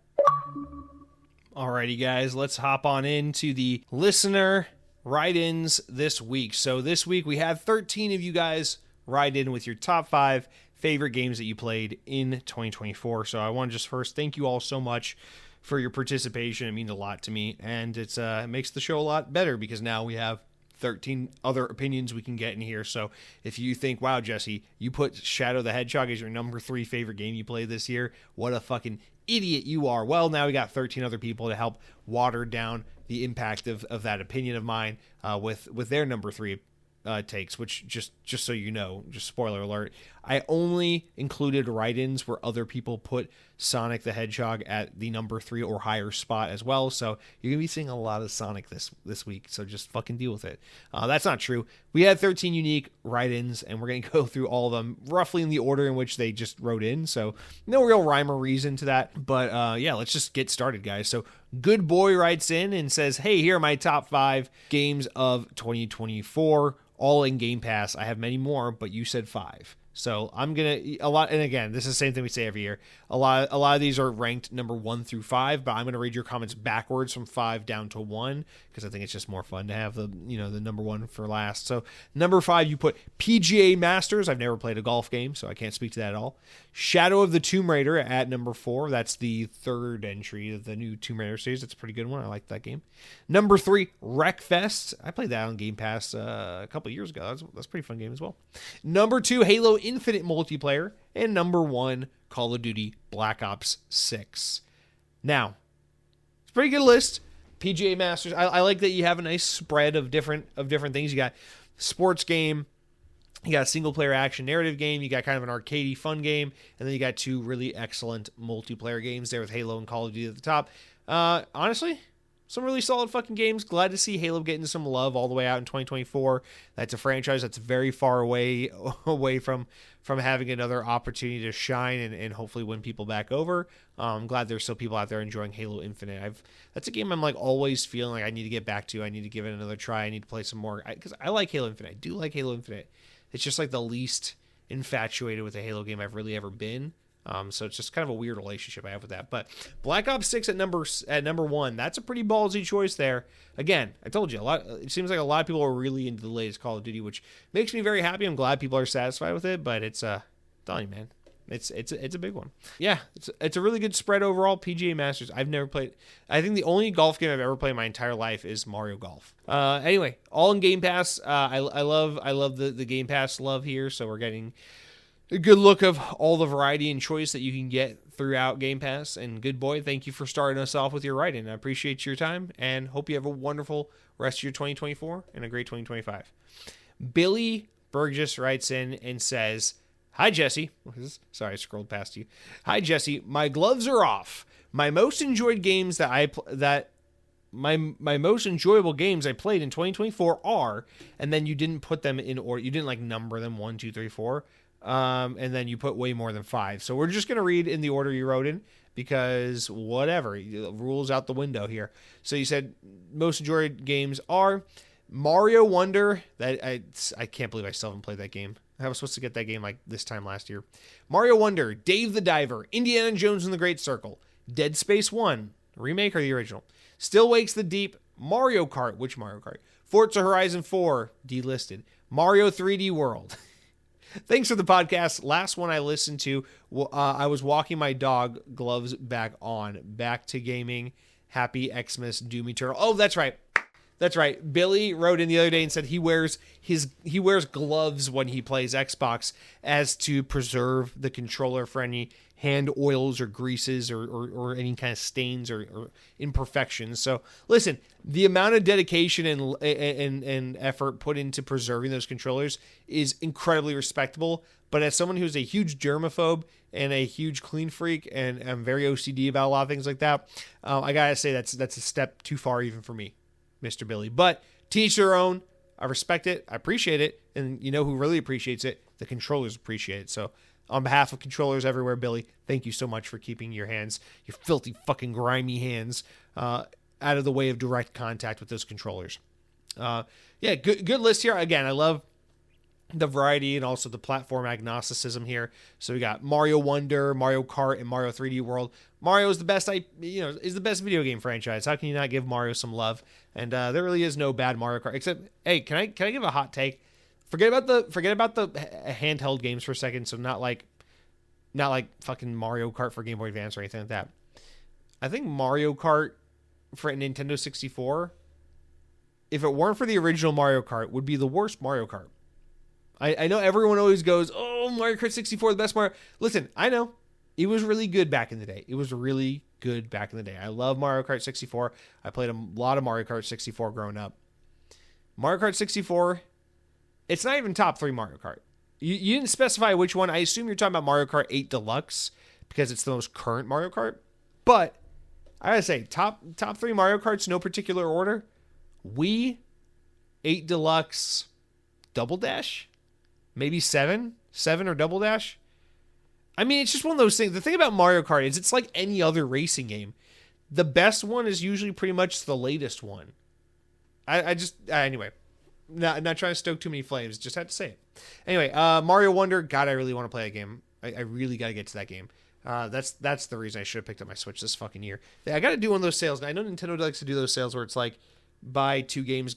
What is it they do? They're like buy 2 games for $100 or something. So you get both games for $50 instead of $70 or something. I need to just bite the fucking bullet and get Mario Wonder and Marvel Ultimate Alliance. I need to fucking do it already. But Dead Space, such a fucking good game. Still Wakes the Deep. I also played Still Wakes the Deep this year. Oop, hit the mic. I also played Still Wakes the Deep this year. Very, very enjoyable experience. I'm glad you liked it as well. Forza Horizon 4, RIP. It's delisted now, so if you don't have it, you're fucked. But I'm assuming if you played it, you have it. Yeah, awesome list here, man. Thank you so much for writing in, Billy. I appreciate your participation throughout the year and your support. Hope you have a wonderful rest of your year and a great 2025. Cronky writes in, this motherfucking slimeball Cronky. Possibly the only person who wrote from 5 to 1. Oh, wait, also the next one did as well. Cronky says, my top 5 favorite games played of the year, and this is as a whole. It was a weaker year for game releases, in my humble opinion. Number 5, Streets of Rogue. Number 4, Dead Rising Deluxe Remaster. Number 3, Helldivers 2. Number 2, State of Decay. And number 1, Silent Hill 2 Remake. Man, aside from Helldivers 2, I feel like you and I couldn't be even like any more far off. State of Decay. The first State of Decay? Not State of Decay 2? And Silent Hill 2 Remake. Yeah. I know a lot of people really liked that remake. I'm glad someone's giving it some love here. And Dead Island Deluxe Remastered. Yeah, this is a very... Cronky, this is not the kind of list I would normally expect from you. A lot of Japanese content here. Cronky, are you sure you're feeling okay with that much Japanese support? We gotta check your temperature. You might be reading your forehead might be reading a 102 degrees weeb right now. But no, good list. Again, I appreciate that some of these lists are, or not some of them. I appreciate that thus far all of these lists are vastly different. You know, we're seeing a little bit of overlap. Seeing Call of Duty appear on a couple lists and things like that. But it's cool to see that everyone's got different games here. And actually, I forgot to tally them up yesterday when I was doing the notes, but I'll do it real quick with some post magic, some post podcast editing magic. what game appears the most between everyone's list and give awards to the top 3 games that pop up the most on everyone's list. So we can say the Xbox On overall community favorite games of the year go to these 3 games, depending on what appears the most. We'll just do tally count. So cool. Thank you for writing, Cronky. HD Hobbs, High Definition Hobbs says, great show as always. My top 5 favorite games I played this year are number 5, Indiana Jones and the Great Circle. Number 4, Prince of Persia, The Lost Crown. Number 3, Mini Shoot Adventure. And number 2, Stellar Blade. Number 1, Hollow Knight. Overall, a very solid year for gaming. Definitely looking forward to some big games next year. Hope that you, your girlfriend, and the cats have a wonderful Christmas. Well, thank you, Mr. Hobbs. I hope you and yours have a wonderful Christmas as well. And I appreciate you writing it. Again, a great, diverse lineup of games here. Prince of Persia. You got your 2D Metroidvania style game. Indiana Jones. Finally, Indiana Jones has made someone's list. Mini Shoot Adventure. I have no fucking clue what that is. Stellar Blade. That crazy ass action Korean developed PlayStation second party game that came out earlier this year. And Hollow Knight. Really well beloved Metroidvania from... What was Hollow Knight? Was that 2017? 2018? Oh my god, it's been a minute. Good list, though. I appreciate you writing in. Hobbs, Mr. Calvin and Hobbs, Mr. High Definition Hobbs. What if HD are your initials? Hobbs is your last name, and then HD is like your first and middle name. So Henry David Hobbs. Dude, that'd be a fucking strong ass name. If your name is Henry David Hobbs, I would first ask, are you related to Henry David Thoreau? No, are you? It's a very strong and powerful name. You sound like a man who has quite a large, you know what. Anyway, Corny Puddle writes in and says, my favorite games played this year. This was a retro year for me. Number 5, Witch and Whiz on the NES. Number 4, Star Wars The Force Unleashed on the Xbox 360. Number 3, Mario vs. Donkey Kong for Game Boy Advance. Number 2, Red Dead Redemption, the original for Xbox 360. And number 1, Felix the Cat on Game Boy. Now, I can't speak to Witch and Whiz or Felix the Cat at all because I guess just I haven't gone back into the well that much. But Force Unleashed, probably the best Star Wars game of all time. I'm trying to think because, listen, in all fairness, Star Wars is a franchise that has a really rich history in video games. Lots of good Star Wars games out there.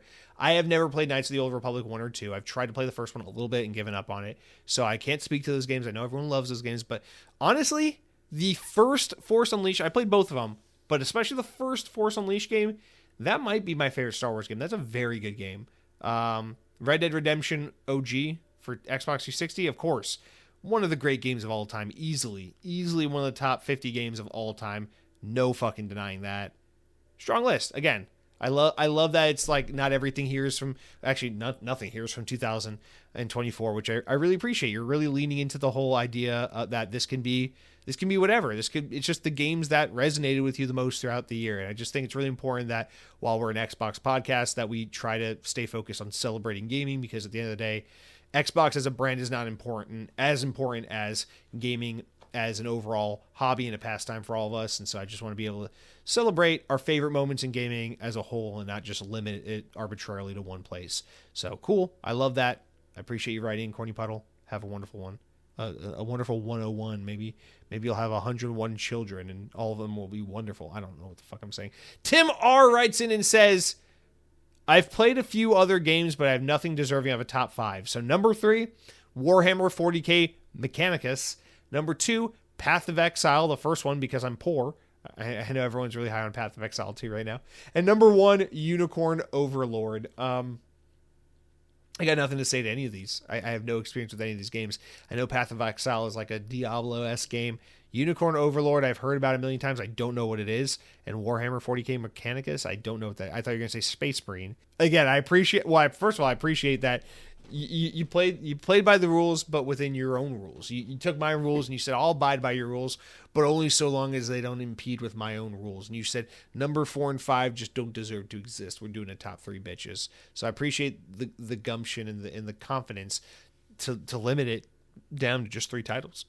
Honestly, I think this is going to be the first year where it's not as cut and clear who wins, because usually every year it's like there's a Starfield or Halo Infinite or something, and it's like 40 or 50% of the comments all include those games repeatedly. We're able to see, okay, the overall community voted best game of the year was blank or blank, but I don't think we're going to be able to do that as easily this year, because it seems like everyone has a really unique list. And honestly, what I'm seeing so far is that 2024 for a lot of us really was the year of the backlog, because even though great games came out, it seems like a lot of people here kind of went in and played some older titles that they hadn't touched yet. I mean, you look at even my list, it's like 2 of the games are from years prior and 3 of them are from this year. And then you look at Mosey's list, and I'd say like half of these games are not 2024 games. So I think this is really cool. I really like the way this is playing out. Mr. Timar, you have a wonderful 2025, sir. Cargo Runner UK, because we used to have Cargo Runner Australia, Cargo Runner Canada, Cargo Runner USA. Of course, those guys, I fucking doxed them, and now they're off the internet entirely. But these days we have Cargo Runner UK, and this gentleman, assumedly gentleman, because we've only had like 1 or 2 female commenters ever on this podcast in the history of the show, and I'm pretty sure we scared them all off because this is a disgusting show that doesn't deserve any listeners, let alone a female listener. So Cargo Runner, please don't cargo run away from me. Cargo run into our proverbial Xbox on arms. Our arms were wide open. All right, you said, out of all the big titles I played, I only really loved 4 of them. So my 5th game is a small indie game that keeps releasing free DLC. You didn't number these, you just put dashes. So I'm going to assume that small indie game with free DLC is Vampire Survivors, not Hogwarts Legacy. And so we're going to read from Vampire Survivors on up, assuming that is 5-1. So number 5, Vampire Survivors. Number 4, Saints Row 3 Remastered. Number 3, Skyrim. Number 2, Spider-Man 2. And number 1, Hogwarts Legacy. Again, a very eclectic mix. Games from this year, a couple of years ago, and many years ago, and I love it. I love the diversity here. I love how you clearly got some PlayStation input in here as well. You said great games are games that are considered an 8 or 9 out of 10. So listen, that means you say all 5 of those games are an 8 or 9 out of 10. I think most people would agree with that. Saints Row 3? Oh, the remaster. I know Saints Row 3 is the one. Everyone loves 2 and 3, right? Those are the ones that everyone loves. And then 4 is kind of like where people start being like, eh. You said the rest I was really looking forward to, but they didn't live up to their potential. So you put the next 2 games in the good games category. So these are 7 or 8s out of 10. And in here you put Indiana Jones and the Great Circle and Far Cry 6. So listen, man, even though this is another vote for Indiana Jones and the Great Circle, I'm gonna have to cut this out and not count it as a vote, because I said top 5 favorite games, and you put Indiana Jones and Far Cry 6 as like your number 6 and 7 games. So I'm not able to include those in the votes just for fairness. But you said games I was looking forward to but didn't live up to their potential. I'd be curious to know if you want to expand more. Oh, wait, you do, actually, right below. So let's read it. Yeah, Far Cry 6, I actually agree with you on that. It's another great Far Cry game, but it's really not that much different from 4 or 5 or 3 or any of those. So I agree with you on that. But I'm interested in why you think Indiana Jones and the Great Circle is a game that doesn't live up to its potential, but it's pretty good. So here's what you said. You said, I know everyone else loves Indiana Jones. The atmosphere, story, and cutscenes are 11 out of 10, but there are too many things in the gameplay that are frustrating and a waste of your time. The photography mechanic is really janky. It is, actually. The photographs that you need are trying to find invisible collectibles. The swinging mechanic is janky. Even the maps are bad. When you press the map button, half the map is off screen, so you often can't even see where you are. The whip and the map controls have stopped working at least 15 times, forcing a restart. I know you managed to click with the game and make fast progress. I find progress really slow. I played 30 hours and probably have to play 30 hours to finish cleaning up. Sadly, I won't get a 1,000 gamer score, as I could not get a missable photograph to work. Wow. That is actually that's really frustrating. I know when you're like an achievement hunter, that can really like kill a game for you. When a trophy gets in the way of you and your completion, and then it kind of makes you hate the game, even though it's not necessarily the game you hate, it's the achievement system or situation, that specific achievement that you hate. So it's kind of it's a thing, it's a whole situation. But anyway, that being said, I think these are some valid criticisms. I agree, the camera mechanic is pretty janky. I disagree with you about the whip, and I haven't had any issues with the map. I haven't had any restart issues or game breaking bugs or restart warrantable issues at all in this game. but everyone has a different experience. It's very likely that you had an experience that was a little more challenging than what I dealt with. So it's very plausible. And I hate that happened for you. But I mean, I'm glad you still like it. It sounds like you clearly like the game. You feel like it just has some quality of life improvements that need to be implemented. Honestly, some things that could be improved with some updates, even perhaps.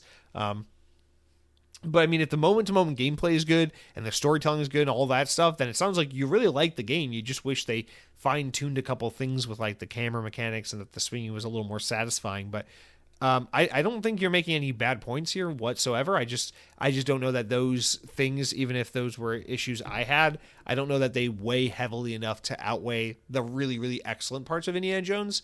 And that is the cinematic quality and experience and the exploration of the puzzle solving and of it all, because I think it's a lot of fun.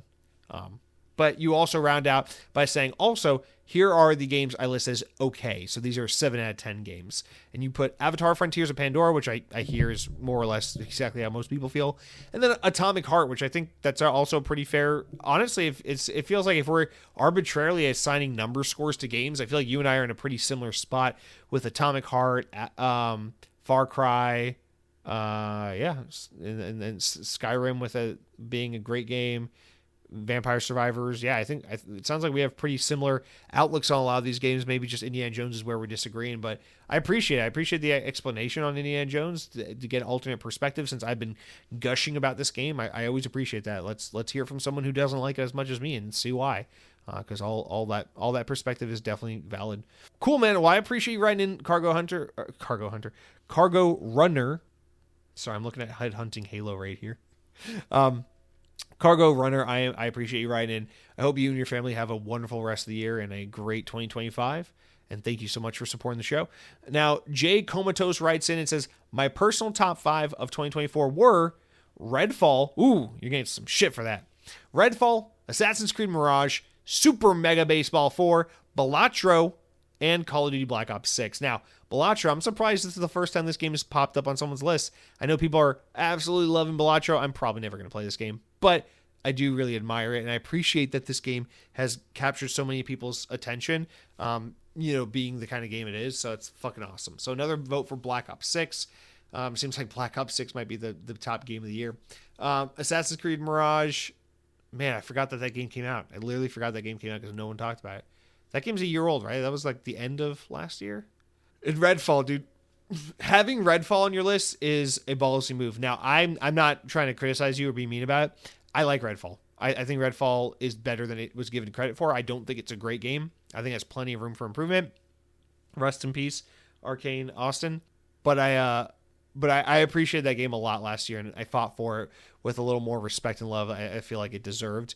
So it makes me happy to see someone else kind of be able to look past its flaws and see the good core that was underneath it all. Thank you, Mr. Comatose. I hope you have a wonderful holiday and a great 2025. Mike Clark writes in. Thank you, Mike Clark. He says, just wanted to toss my 2 cents as a crusty old white dude. Shout out to Obsidian on Naughty Dog's or Neuter Dog's latest game. So this is following up on last week's conversation we had about the outrage surrounding Naughty Dog's new game Intergalactic, the Heretic Prophecy, and the kind of outrage about, the character, it's another woke game, it's a girl, she's got a shaved head, it's a person of color, the game's woke, Naughty Dog this, that, and I kind of went off on people for being fucking stupid.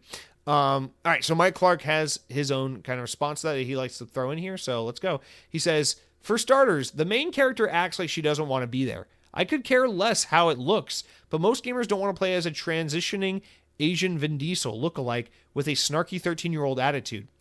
I don't know how you picked up on any of that, bro, but I didn't get any of that. Now, somehow not liking any of the character's features makes me a racist and a bigot in your eyes. So be it. As you said it yourself, Jesse, we can bury our heads in the sand and pretend everyone is a racist, but the reality is that virtue signaling and culture war drama are downright exhausting.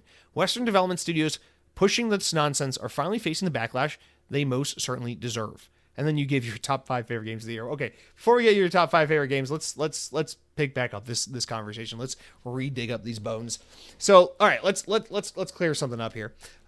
You first of all, you have every right to not like the character if you don't like the character. If the character doesn't work for you, that's fucking fine. There's nothing inherently racist about not liking the character. That's absolutely fine. It's like I never saw the movie, so I can't speak to it, but it's like how everyone hates that 2016 Ghostbusters movie that was like the all-female cast. And it was like, no, we don't hate the movie because they're all females. We hate the movie because they fucking suck and the movie sucks and the writing sucks and it's not funny and everyone wants the original Ghostbusters cast, or at least, some of them to help kind of carry the torch. So I get it. It's like one of those things where it's like, you can't hide behind the identity politics if someone doesn't like it. I don't mind that. I'm not talking about you, Mike Clark. I'm talking about like the general attitude and reaction to this game. You can say this character sucks. Oh, and she just happens to be a woman, a black or brown woman, and she happens to have a shaved head. But it's when you start to editorialize and make assumptions about it. So we saw a cinematic trailer, in-game footage, whatever, an in-game trailer with like little to no gameplay, and very, very little of like what this game is. We saw very little that will indicate what this game is and who these characters truly are and stuff. And so I don't feel like personally I saw enough from this trailer to get some takeaway that this character is, and I'm going to read quote from what you're writing here, that this is a character who looks like she doesn't want to be here, and that she is a transitioning Asian Vin Diesel lookalike who has a snarky 13-year-old's attitude. I didn't pick up on any of that. Now, you don't have to like her, but then editorializing her by calling her trans or saying she's an Asian Vin Diesel or saying like that, that's when it's like, okay, now we're starting to get into like some territory. Here's the reality of the situation. And this is where I'll try to not meet you halfway, but here's where I'll try to be as honest with you as I can be. Yeah, there's no denying. There's no denying. Listen, I'm going to sit here all day long and say that gamers have a fucking problem with like this diversity thing where everyone feels a need to like knee-jerk call everything woke and all this shit when it's not, when it's just like a fucking video game and let the game speak for itself. But I'm not going to sit here and lie to you and deny the fact that, yeah, obviously in the past 7 or 8 years, there has been a very noticeable, very intentional uptick in like trying to put more female characters in games who are less sexualized, trying to put more female characters in games who have more aggressive or less quote unquote feminine features. Maybe they have tattoos, maybe they're muscly, or they have flat chest, maybe they have a shaved head, and then try to put more female characters or characters in general who represent black and brown people, different races, different ethnicities, different cultures. And yeah, there's definitely been a huge push in Western gaming in this same period of time where there's been a big uptick in gay characters and trans characters. Absolutely. I'm not fucking stupid. I'm very well aware of when we were playing, what is it, fucking Tapper? What's the root beer game on, the arcade root beer game where you throw the fucking root beer down to the guy, Tapper, whatever it's called?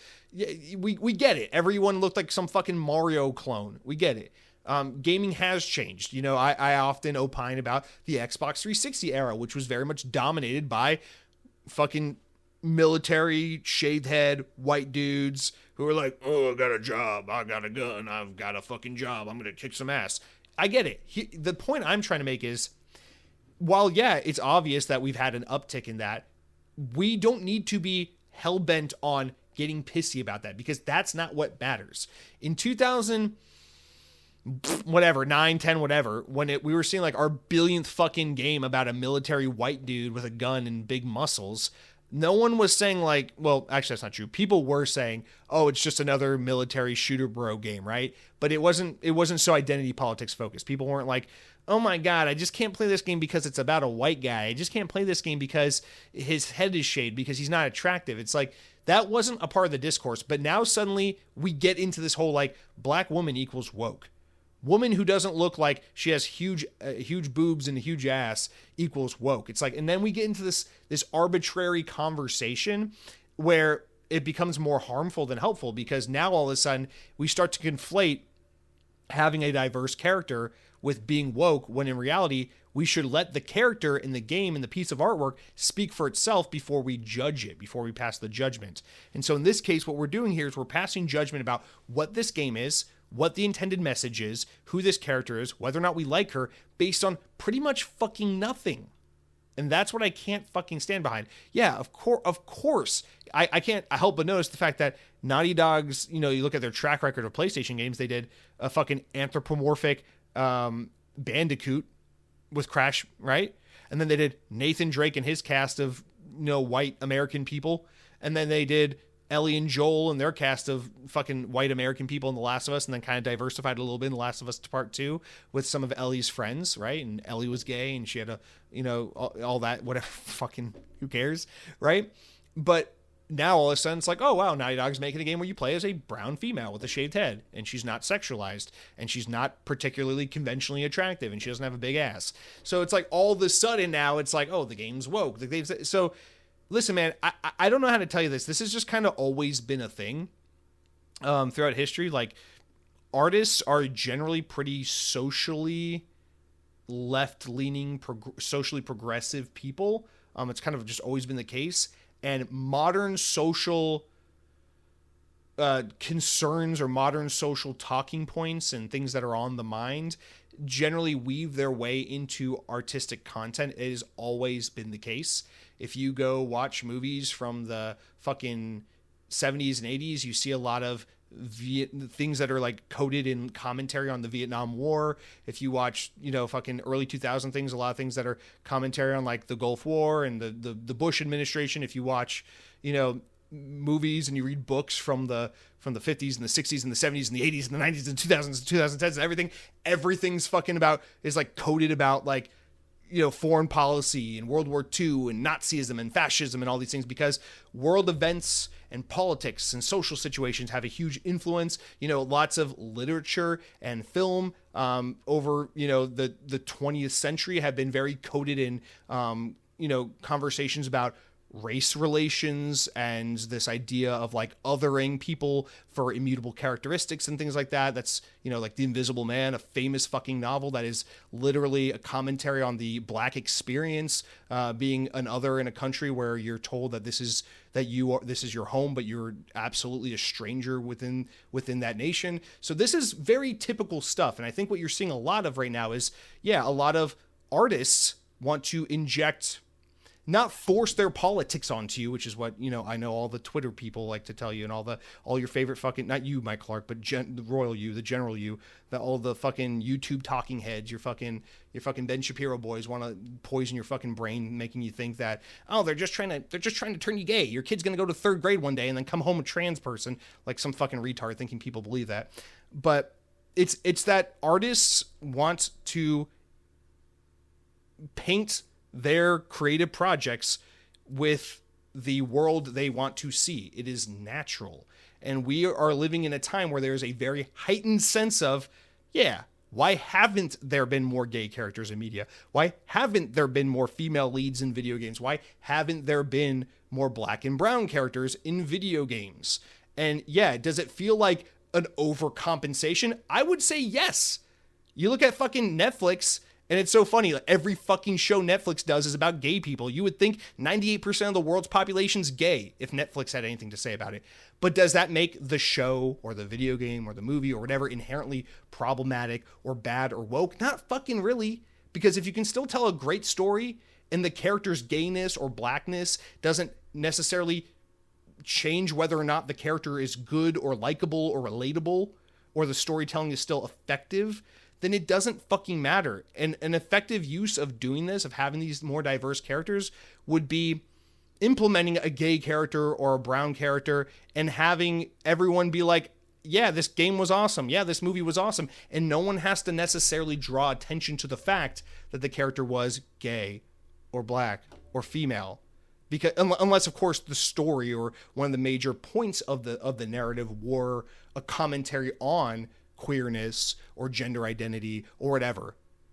But we don't know, because Intergalactic is a game we haven't seen in action. We don't really know the story. We got a tonal trailer. We got an introduction to this character. We got a feel for kind of what she's like and a little bit of her attitude.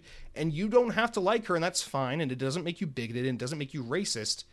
But to immediately go out of your way to not you, Mike Clark, but the people who do this, Go out of your way to log into YouTube and downvote the video and tweet about what's wrong with the game and to write your article and to make your YouTube response and to go on Twitter and tweet storm your opinions about why this game is problematic and why it's woke and why Neil Druckmann's a piece of shit and why Sony's fucking lost the plot. That, that's like, okay, well, maybe now there's a fucking problem, right? Because remember, in the mid 2000s, during the Xbox 360 generation, when every game was strong, bald, military white dude, right? You didn't see the constant fucking talking points. You went onto youtube.com and you saw Charlie bit my fucking finger. You saw Niga Higa doing like how to be emo and all these little silly early internet videos, right? Right? We saw Derek Comedy and all that stuff. You didn't see a woman making a video like, here's everything wrong with Mass Effect 2. Why is Shepard so white male? It's like, and I know you can be a woman in Mass Effect, but you get the idea. The marketable default character is a dude with a shaved head. Why is Marcus Phoenix so male? Maybe Gears of War is somewhat of a bad example because the cast of characters is actually incredibly diverse in Gears of War, despite the fact you play as a white dude. But like you get the idea. It's like, and that's the problem. Like maybe if we could just have the game where you play as the character who is gay or woman or whatever, and we didn't have to have the song and dance every fucking time to go along with it, maybe that'd be fine. And it will just naturally kind of sort itself out. This whole idea that like there's this overrepresentation and overcompensation of like gay characters and female characters and stuff in games. It's like, yeah, there is kind of an overcompensation because I think a lot of creatives are going, yeah, why haven't we had that? I want to do that. I want to do that. It's the same reason why every fucking game thinks it's Fortnite. It's the same reason why every fucking game thinks it's Dark Souls. Because someone does something to great effect and everyone goes, yeah, why can't we do, I can do that. I can be that thing too. It's why every movie feels like a fucking Marvel movie and every sense of humor in every movie feels like fucking PG Deadpool. Because someone did it well and everyone else said, I think I can make money and get attention and do well by just ripping off that dude. So don't be mad at like this overcompensation, overrepresentation, fake point your finger woke culture bullshit. It's not that. It's about just like everyone is dogmatic. Everyone is copycatting the thing around them. And right now there's just like this excitement and kind of, whatever. To some extent, somewhat overplayed. Like, we gotta do the thing. It's like, but does it matter? I don't fucking know. I don't know. Let's go back up to my top 5 games. Let me see if there's any non-white guys in these games. What games did I say? I said Wasteland 3. I played as a white guy in that game. Batman, you play as a white guy in a black suit. Shadow the Hedgehog, he's a black hedgehog, voiced by a white guy. Helldivers 2 doesn't count. Black Ops 6. All right, bad example. I guess I picked only games where you play as white guys. But you get the fucking point. I don't know, man. Like, I lose my steam with it after a while because I'm like, I don't know. It gets me exhausted. No, you don't have to like the character. It doesn't make you inherently racist, but it is the way you react to it and the way you choose to speak about it, interpret it, and what you make of it that determines whether or not it is quote unquote problematic or you're being bigoted or racist. I don't think it is inherently wrong to not like the character though. No, it's not at all. I don't know. But Mike Clark, listen, man, I'm not trying to piss you off, and I hope, I don't know really how to take everything you said. I hope you're not genuinely of this mindset that like all these games are woke or fucking whatever, because it's just, I don't know, man. It's where's the thing you said? Bury your heads in the sand, pretend everyone's racist, but in reality, it's virtue signaling and it's culture war drama. I will agree with you on this. Yeah, there's a ton of virtue signaling, and the culture war drama is downright exhausting. I actually agree with you 1,000% on that, which is why, in my opinion, people should stop giving a shit about it, because there's nothing exhausting. There's nothing exhausting about the fact that a character like that exists in a game, but there is something exhausting about constantly having to make a problem out of nothing every time we see it. Let's finish up here. So, Mike Clark, you wrote in with your top 5 favorite games of the year, and as always, or as has been the case, we got them listed 1 through 5. So I'm gonna read them backwards here. But I think what's happening is everyone's writing on fucking Microsoft programs, and Microsoft's numbering them this way, because that's what it did to me when I wrote mine out. It it auto listed them as 1 through 5. But anyway, your number 5 was Mario vs. Donkey Kong. That's the new one, right? Wasn't there a new one on Switch? Was that this year or last year? I can't fucking remember. All right, Indiana Jones and the Great Circle at number 4. Finally, I thought Indy would show up on more lists, and finally, here we go. Number 4. There we go. Warhammer Space Marine 2. I am shocked that we're just now seeing this game show up on someone's list. That is one of the 2024 releases that I really need to get to. Like one of the ones I don't want to let sit in the backlog too much longer. Tales of Arise at number 2. And Like a Dragon Infinite Wealth at number 1. So I'm going to assume, Mike Clark, that you're actually caught up on the Like a Dragon series, in which case I am very envious of you because so badly I wish for that to be the case. But my problem with... I'm not going to make the stupid joke. Anyway, you got two Japanese role-playing games. You got a third-person action shooter. You got Indiana Jones first, single-player adventure story game. And a Mario vs. Donkey Kong, what is that? Like bite-sized puzzle levels type game. So that's pretty good lineup, pretty diverse lineup. Love it. A little Nintendo representation. The thing I'm seeing here again and again is we got a lot of this like Nintendo, Xbox split, maybe not split evenly, but a little bit of love for Nintendo in addition to your Xbox, which I appreciate. I think it's just how a lot of people do it. It's like you have PlayStation and Nintendo, or Xbox and Nintendo, or PC and Nintendo. Nintendo's like this separate thing you just have to have in addition to whatever your main platform thing is. So I get it. I appreciate it. But yeah, good to see some Like a Dragon getting some respect. I thought I was going to play at least 1 or 2 of those this year, and I did not. So glad someone made it onto their list. But yeah, Merry Christmas to you, Mike Clark, and hope you have a wonderful year. I do appreciate all the many comments and the support over the years, and I hope you're doing well, man. Headhunting Halo writes in next. Here we go. Here's my sexy beast. We should technically put this at the bottom because Headhunting Halo is always last but not least. But I just put them in the order I got them. So here we go. Headhunting Halo says my top 5 favorite games for me, starting at the very bottom. Number 5, Mario Wonder. So that's a second vote for Mario Wonder. Number 4, Mario Party Jamboree. Number 3 is Final Fantasy VII Rebirth. Number 2, Indiana Jones. And number 1, Astrobot. I hope everyone has a good Xmas. You filthy animals, keep the gaming going strong. In 2025, see ya, nerds. Damn, Headhunting Halo, this is also a good list. Mario Wonder showing up again. Indiana Jones showing up again. Mario Party Jamboree. It seems like that's the Mario Party. Everyone really likes that one for some reason. I've noticed that. I feel like there's just so much chatter around that, and usually I feel like Mario Party games they just kind of come and go. But that one there was a lot of buzz around that one. Final Fantasy VII Rebirth. It's the first time we've seen that one. So again, getting a little bit of the Xbox stuff, a little bit of the Mario stuff, a little bit of the Japanese role-playing game. And Astrobot, I'm very pleased to see Astrobot on the list because while I don't have a PlayStation, that is a game I desperately wish I could play. And I don't know if they'll bring that one to PC just because of how PlayStation-centric it is. But I hope they do because I really want to play Astrobot, and I will 100% buy that on Steam. Thank you for writing Headhunting Halo. Merry Christmas to you, and have a wonderful New Year. Jay Comatose, we already read this. Why is this coming back up? I think I pasted yours in here twice. I apologize, sir. Let me remove that. So that would be 12 write-ins, not 13. Objects in Space. We're getting towards the end. We got we're on the last 2. Objects in Space says, "Hi, zoom and pass. Hi, Jesse. I hope you had a Merry Christmas." Almost there. Do you still hunt achievements? I've had an Xbox since the 360 days, and I hit 100,000 gamer score. Congrats. I go through waves of achievement hunting, but always told myself when I hit 100,000, I wouldn't go out of my way unless the game is really fun. I would hit 100,000, 100K years. I would have hit 100K years ago, but my gaming is split 50-50 between Xbox and PlayStation. My top 5 games of 2024 were... and you don't put numbers, so I'll just read them in this order and assume that's right. Indiana Jones and the Great Circle, Resident Evil 2 Remake, Black Ops 6 Campaign Only, Dante's Inferno, and Gears of War Ultimate Edition. So Black Ops and Indy getting another vote here. Resident Evil 2 Remake from a couple years back. Nice to see that on there. I never got back to that game. I got to get back to that game. Gears of War Ultimate, always love some Gears of War, so great list here. Very Xbox-focused list, it seems like, as well. But yeah, man, yeah...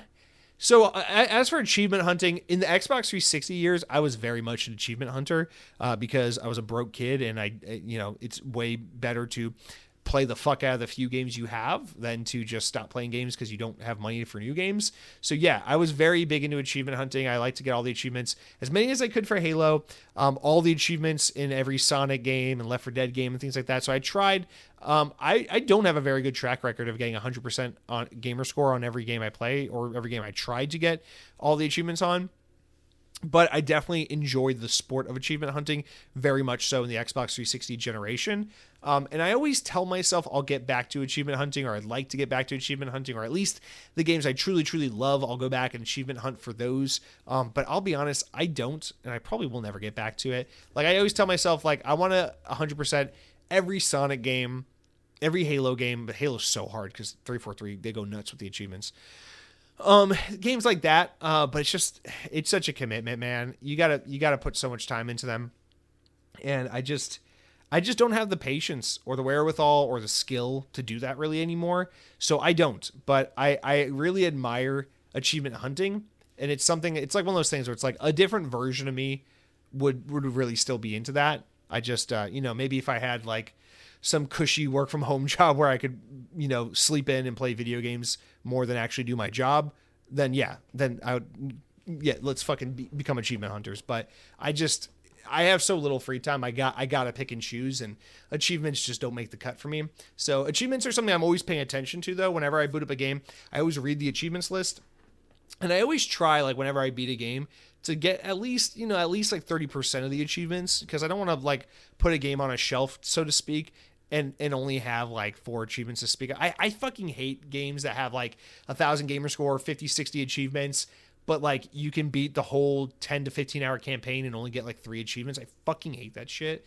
It drives me nuts when games do that stuff. So I do like to just like follow along. Every time I get an achievement, I like to pause the game, open up the achievement, look at the achievement artwork, and just admire my gamer score going up. I'm at like 92,000 gamer score right now, so I'm almost at 100,000 K or 100K. But no, I'm not. I haven't reached it. And I gave up achievement hunting a long time ago, although I still do have a great respect for it. But really good question, Objects in Space, and great list here. So I appreciate you writing in. Merry Christmas, happy holidays to you, and hope you have a great 2025, sir. And that gets us to our last write-in of the year. Mr. Sam Frito, you were going to round us out for 2024 with your comment. Couldn't have picked a better candidate other than maybe Headhunting Halo, of course. But Sam Frito, you've been around for a long time, and I've always really appreciated you. So thank you for writing in. Thank you for being here, and let's get on with your comment. Jesse, Merry Christmas. Sonic 3 was a great present. Glad you got executive producer credit on right next to Jim Carrey. I tried way more than 5 games this year, but only 3 made my list. I'm a shortcutter. I really liked Go Mecha Ball, Unicorn Overlord, and Xbox Year Overload. What? An Xbox Year Overload. Overload Year in Review. Says I really liked Prince of Persia: The Lost Crown. Honorable mentions: Eastern Exorcist. I don't know what that is. I like the name. Serious thanks for Xbox On podcast. You've come in my ear way more times than Santa Claus, and most of the time I was pretending to be asleep. Thanks for these great times, and may 2025 have you appointed as the head man at Xbox or Sega. I fully support that shit. Well, thank you, Sam Frito. I really appreciate it. Again, not to get all mushy, but those of you who have been longtime listeners, repeat commenters, you guys, like, trust me, I remember it. Like, I remember the people who've been around, and it's it literally, I would have given up this podcast so fucking long ago if people like you didn't listen and write in and support the show. So thank you very much. Really is only worth doing because the back and forth interaction, getting to read your comments and get your feedback, and then be able to make the podcast knowing that you guys are on the other end, absorbing it. And let me put it this way, Sam Frito, Xbox On has had peaks and valleys in listenership over the years. I mean, during the pandemic, when every podcast was doing really well because people were just stuck at home consuming shit all the time, there was a time where this podcast had up to 1,200 listeners. And I got to tell you, I don't take that lightly. One of the proudest accomplishments of my life was knowing that, this is a very male-heavy podcast, probably 98% male. So knowing that at any given time, back, especially in those peak days, I was coming in the ears of upwards of 1,200 different men. My girlfriend didn't even know about half of them. I mean, that's a real accomplishment. That's a real proud point for me. So I appreciate you, bud. And yeah, dude, shout out to Go Mecha Ball. It's really funny you put that on your list because I was looking through the games I played throughout the year last night, and I was like, dude, Go Mecha Ball is so fucking fun. There's no way I'm putting it on my top 5 because I only played it for like 3 hours. But Go Mecha Ball is such a fun little arcade Game Pass romp. I adore that game so much. If you have not played Go Mecha Ball and you just want to play something that's super pick up and play, instantly addicting, a ton of fun, dude, that game is so good. So good. Prince of Persia: The Lost Crown, I'm surprised to see that game on here multiple times. It makes me happy to see because I know a lot of that team just got laid off or reabsorbed into other parts of Ubisoft. Apparently that game didn't meet internal expectations, so it's good to see that at least anecdotally it's getting some love. And Unicorn Overlord, again, I've heard this game a million times. I still don't know what this game is. I need to look up Unicorn Overlord. Sam Frito, that's it though. I mean, next year, of course, when I'm head of either Xbox or Sega, I'll be sure to remember you. I'll get you in the credits of the Sonic movie 4. But yeah, I saw Sonic 3 on Saturday night. Pretty good. I liked it. All 3 of those movies, they're a lot of fun. I had a good time watching all of them. They're all like one and done movies for me because, it's not, what am I going to do? Sit around and watch the Sonic movie on repeat like a fucking 7-year-old? But I enjoy him a lot. I love Jim Carrey. He's so perfectly cast for the role of Robotnik, and yeah, glad you enjoyed it. And let's wrap it up, guys. So we'll take a quick break here. I'll get into my miscellaneous categories, just because I always like to throw that in, and then that'll be it for this year of Xbox On. So again, I just want to say one more time, thank you to all of you who have written in, whether you wrote in this week or you wrote in some other time throughout the podcast history. And even if you haven't written in, all of you who've just listened to the show, maybe you're subscribed, maybe you just, kind of listen on and off. Maybe Xbox On isn't even like a primary podcast for you. Maybe it's like you're more of an Xbox 2 or a podcast unlocked guy. And sometimes you just got an extra gap in your schedule. Maybe you got an extra commute and you're just kind of at a podcast to listen to, and Xbox On is like kind of in that secondary, tertiary rotation for you. I don't really care. I really appreciate just the fact that anyone's listened to this podcast even one time, let alone episode 291, 291 weeks. The fact that anyone's ever taken the time to write a review or write in, and I know there have been back and forth and disagreements and people who have straight up left the podcast and been like, fuck you, fuck this show, whatever the case, dude. Like, aside from like the drive-by commenters who aren't real listeners, who are just here to say some like nonsense and have their 5 seconds of fame on this podcast that won't grant you any fame. As long as we're talking about real people here, like I just appreciate you, whether you've listened to the podcast one time or 100 times or every time. It just means the world to me because I'm an avid podcast consumer, and I'm incredibly particular about giving new podcasts a try. I'm incredibly snooty about the fact that I never write in to any podcast I listen to. So I don't practice what I preach. I beg you guys to leave reviews. I beg you guys to comment in and participate in the show. And then in return, I never do that to the podcasts I listen to. So I'm just going to, I understand like we're all busy, and it's a lot to ask for people to come back and listen again, to come back and drop a like or subscribe or leave a review or comment in.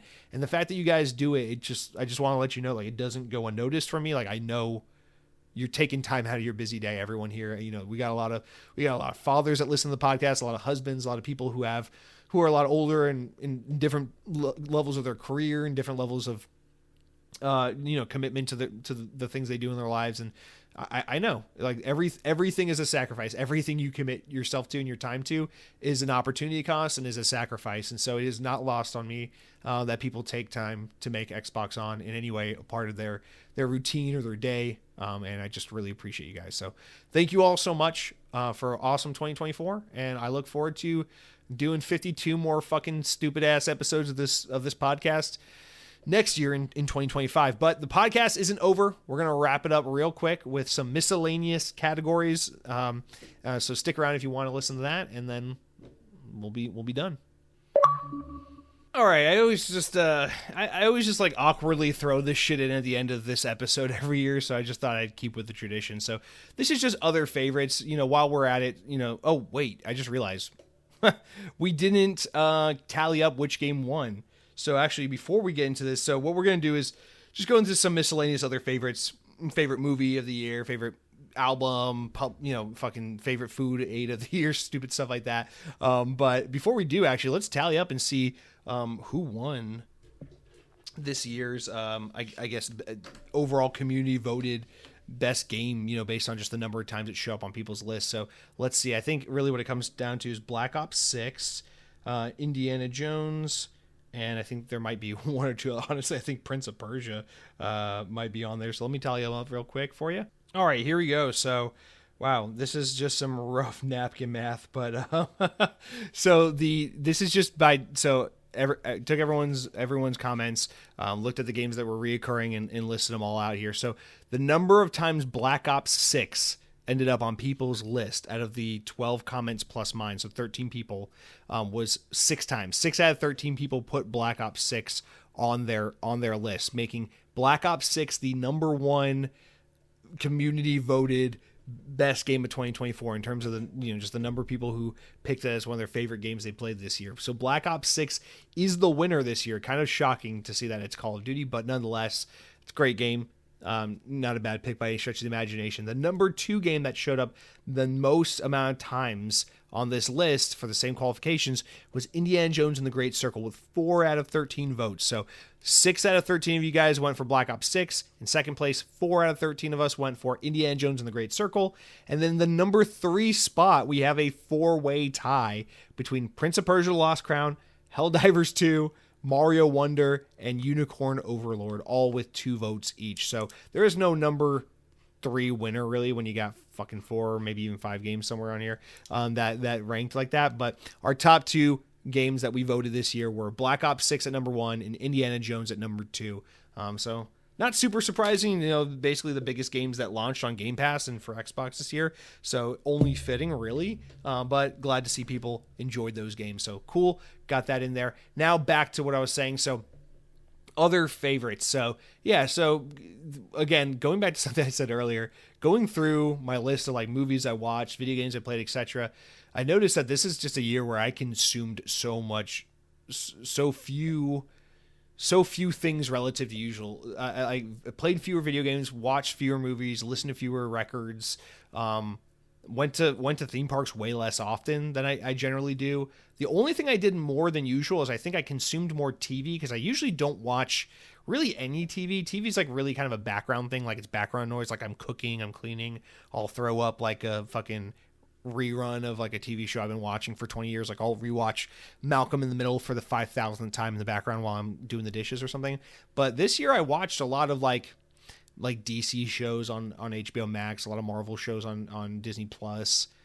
Really that's kind of it, but lots of TV compared to usual. And I watched a lot of sports compared to usual. Usually I really don't watch any sports. I like baseball on in the background.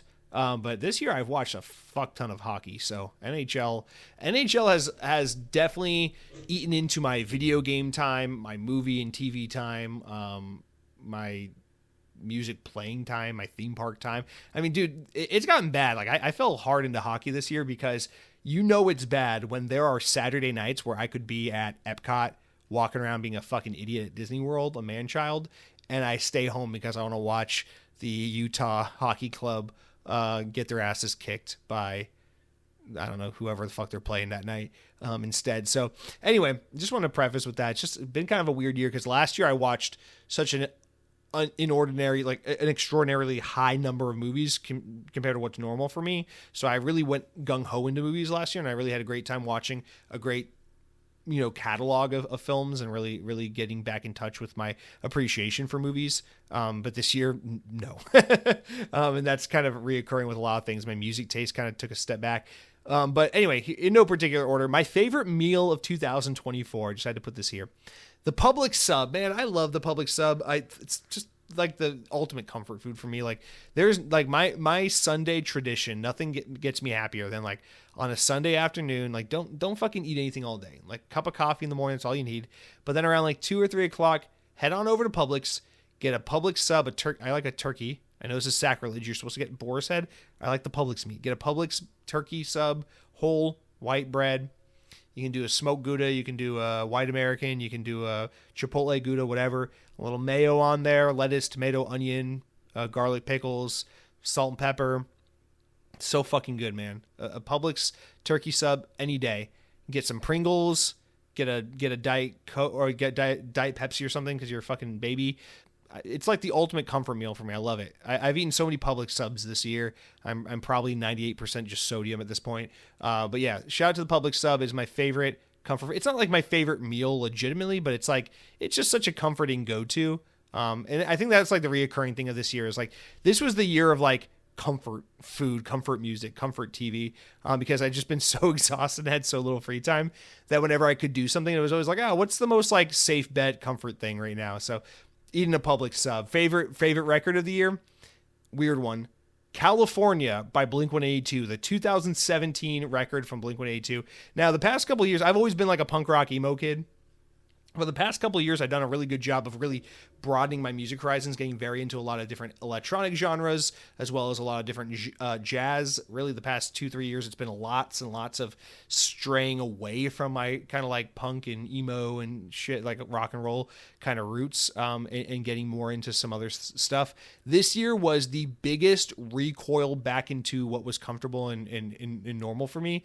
I pretty much listened to like 3 or 4 records on repeat for 12 months straight this year. Like, to be fair, I don't listen to too much music because podcasts just eat all my fucking time. But when I was listening to music this year, it was pretty much just like the new the new Blink-182 record from last year on repeat, or California by Blink-182 on repeat over and over again, or a couple of Alkaline Trio records I was listening to again and again and again on repeat, and then a couple miscellaneous songs I just had liked on my playlist. Just really short but sweet, but kind of like generic and very like identifiable list of records for me this year. I just really didn't listen to much new music, didn't explore a whole lot outside my comfort zone, and I'm pretty like ashamed and embarrassed to admit that, but it's the truth. Really, like, I feel like the only new record I really got into this year was that new Alkaline Trio record, which is fucking phenomenal, by the way. I love it. But yeah, California by Blink-182. This is a weird record because it was a blind spot for me. I know pretty much every Blink record front to back, but for some reason in 2017 when California came out, I was just not feeling it at the time, and I didn't listen to it a whole lot. And this was the first in one of 2 records where Tom DeLonge was out of the band, so it was just Mark, Travis, and Matt Skiba from Alkaline Trio filling in, writing and playing on this record. And I know a lot of people are kind of mixed on his involvement in the band, but I fucking love him in Blink. I think this record is awesome. I think it's actually way better than the new album that came out last year when Tom DeLonge came back to the band. I like that record okay, but I think California is actually like a top Blink-182 record for me. It's probably a top 5. I'm a big like self-titled fan, like a 2003 Blink-182. Blink fans will know it as the album with Feelin' This and Down and Go and Stockholm Syndrome and all those awesome songs. People who aren't necessarily big Blink-182 fans but are familiar with the band will know it because of the song I Miss You, because the memes, because fucking Gen Z has destroyed that song with the memes. But nonetheless, yes, Tom DeLonge does have a funny voice, so we roll with it. But yeah, I mean, I'm a big like self-titled fan, and I really love their 2011 record, Neighborhoods, that I think is really underappreciated, really underrated. I love that record. So usually my Blink taste, I like everything. I like everything from back when Scott was in the band all the way up till today, and everything in between. But I California's a really special record because it's got all like the easy, catchy, fun pop punk melodic shit that Tom and Mark used to do, but obviously it's very Mark Hoppus geared. But then it's got a lot more of like a punk, like a Southern California punk rock roots with Matt and Mark kind of writing together. They're kind of playing off each other. You get a lot more when the two of those guys get together. They write some like genuinely like emo songs, which I fucking love. And then you get a lot of just a lot more of like a SoCal kind of punk rock thing, which I fucking love it. I think, you know, for all the elbowing and laughing we do about California, dude, Southern California punk rock is probably one of the greatest things of all time. Like it's right up there with like pizza. You know, it's just like one of the greatest things to ever grace humankind. So California by Blink-182, there's like, you know, the deluxe edition's like 20 something tracks. It's a big record. There are like 1 or 2 songs on it that I'm not crazy about, but overall I really love this record. It's got just a lot of fast ones, a lot of really experimental ones, and a lot of slower, more like in the feels kind of songs. And it's just this great like ebb and flow up and down of just this spectrum of different tracks. And I really appreciate this record. So California by Blink-182, The album is 7 years old at this point. I can't believe I'm saying that, but glad to finally have that album memorized front to back under my belt. I fucking love this record. And controversial take, I love the record after it, 9, that everyone hates. I love that record. Record's super good, but I don't care. Anyway, so that's really for music for me this year. Not great. Just listen to some crappy pop punk bands. Really, usually I go for more like the deep cut emo shit. I'd be listening to like Promise Ring or something like that. But this year, just Blink-182. Anyway, favorite movie of the year. So this one's abysmal. I went to the movie theater like 3 or 4 times, and it was really only to watch like a Pixar movie or a Marvel movie or whatever. So I don't care. You could go pick basically any movie I saw this year, and I would feel equally the same about it. I think I saw Inside Out 2, Sonic the Hedgehog 3, Transformers 1, and Deadpool and Wolverine. I think that's the only 4 times I went to the theater this year. So basically any movie that had little kids in the theater I was at. So that's a little creepy, but I don't know. I guess maybe Transformers was my favorite movie I saw this year. You could say Deadpool. I don't really care. I don't really, nothing I saw was that extraordinary. But I had a really fun time watching all 4 of those movies nonetheless. So favorite movie of the year, not really anything to say there. And I was just going off of movies I saw in theater, not movies I watched at home. Because at home, I don't know what the fuck I watched at home. I never watch movies at home, so don't know what to say to that.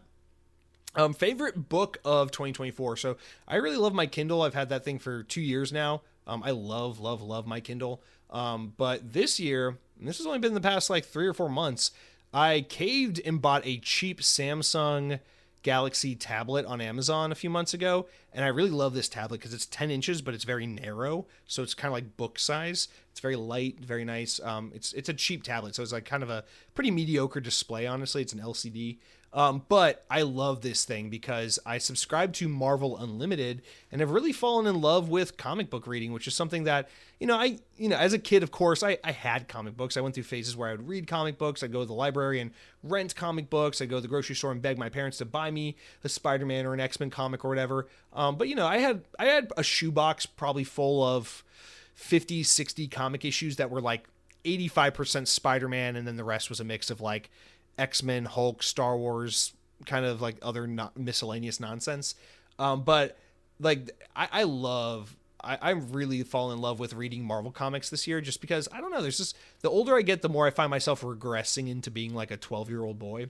And I just enjoy like laying in bed at night and being like, oh, all right, before I fall asleep, I'm gonna read through another issue of this comic or that comic, and just kind of like going online and seeing what, avid comic readers, would recommend. Is like, hey, read this series, read this story arc, read this series, read these issues from this run during these years, and that'll give you a good idea of this character. They were best written by this writer during this run this year, and just kind of like going through people's recommendations and reading up like that, and just kind of getting some context and history of some of these characters. It's fun because it's all, it's superheroes. It's all nonsense. It's all goofiness. It's all guy with the claws slashes someone and then they're alive in the next one, then they're dead here, and you just have fun. You just read the comic and you move on. So I'm really having fun with that turn off your brain kind of form of reading, whereas usually I'm using the Kindle, I'm reading like legitimate books. But I don't know, my infatuation with reading comic books on a tablet this year has been my favorite reading experience over using the Kindle for once. So just had to give credit there. Favorite TV show of 2024? I genuinely have a legitimate answer to this one. So 2024 was the year I finally caved in and said, fuck it, I'm getting HBO Max. I'm sticking with it. Bro, I have had Curb Your Enthusiasm on my backlog forever with TV, because really the only TV I like is like, it's like sitcom stuff. Really, like my favorite show, I like Malcolm in the Middle. I like King of the Hill. I like Community. I like It's Always Sunny in Philadelphia, like South Park. These are like my favorite shows, or like these like adult raunchy sitcoms or things like that for the most part. So like Seinfeld is a great show. So I've always had Curb Your Enthusiasm on my list of like, I got to get to that one day. And then finally this year I got HBO Max because I wanted to watch all those DC animated shows and movies. And I was like, oh, and I want to check out Curb Your Enthusiasm. So I finally sit down, and within one episode of Curb Your Enthusiasm, I'm like, I have a good feeling about this show. And I watched that show wrapped up this year. It finally ended after 12 seasons earlier this spring. And I ran through all 12 seasons in probably 3 or 4 months. I'm usually not a TV binger. I don't watch that much TV. I went through all 12 seasons pretty much as fast as possible in 3 or 4 months. And I just got to say, Curb Your Enthusiasm, I've pretty much rewatched the whole show a second time this year already. This is like probably top 5 favorite comedy show of all time for me now. It's right up there with It's Always Sunny in Philadelphia, Community, King of the Hill. Like, I really, truly adore this show. It is just genuinely some of the funniest shit in the world. Like, watching these characters like try not to break in some of these scenes, knowing like how much fun the cast is having doing this show. And just seeing like how insane the situations are and what a absolute piece of shit Larry David is in some of these episodes with some of the stuff he gets himself into. It is really some of like the biggest bellyache, laugh out loud kind of TV you'll ever watch. And oh god, dude, where has this show been all my life? I know it started in like 2001 or whatever, but oh boy, it's a really truly excellent show. If you like raunchy adult comedy shows, like you gotta watch Curb Your Enthusiasm. It is truly special, some very special TV. But yeah, that's definitely easily my favorite TV I watched this year. Because really, other than that, all I really watch is YouTube. I'm not much of a TV person. It's really YouTube for me.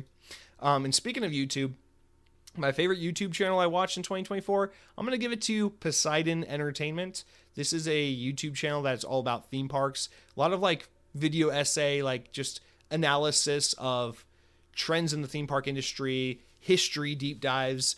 Usually it's pretty focused on the Orlando and California theme parks. So like your Disney, your Universal, your SeaWorld, your Busch Gardens, Knott's Berry Farm type theme parks.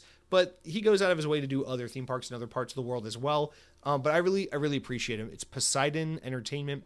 I really appreciate this guy's very thoughtful takes. I don't always agree with everything he thinks. I think he's a little more critical of Disney than I am. He's a little more favoring of Universal than I am, a little quicker to celebrate some of them, some of the things in those parks I dislike. And I don't agree with all of his takes, but I always feel like he's very articulate and he's very well thought out in his arguments and how he feels. And I just really appreciate his perspective. I think the theme park community, it's like, this is a problem in gaming that is way worse in theme parks than it is in gaming, which is that, it's like, people take literature seriously. If you're like, oh, I'm a literature buff, I love novels, I love reading. People think that's very scholarly, it's very respectable. It's a very academic type of form of entertainment that's highly regarded and respected. And people will look at you like in a pretty respectable manner if you told someone like, oh, my favorite pastime is I love to read. I love to sit down with a great book. I've read all the classics and I'm just always looking for what else is coming out that's great. People will treat that respectfully. If you tell someone, oh, I'm a huge movie buff, I've seen all the classics, I'm always looking for the latest and greatest movie, I just love great films, film is really my passion. Again, people will look at that pretty favorably, and there's a lot of respect and admiration for that field of like expertise and love and having that as a hobby. If you say gaming is your thing, we know there's a lot of younger people in their 30s, 40s, and younger who grew up with gaming, who respect gaming, and who are like, oh, that's awesome. Gaming is your thing. Gaming is your passion. You're really into gaming. But there's also a huge swath of the population who will be like, gaming's for kids. You really should give up gaming. It's kind of embarrassing if you're a 30-year-old man, you still play video games. Time to grow up, sell the PlayStation, go get a job, and maybe get a real hobby like golf or something else. And there's this really stupid, arbitrary stigma a lot of the world has where they don't appreciate and respect gaming the way they do other forms of entertainment for no arbitrary, respectable or legitimate reason whatsoever.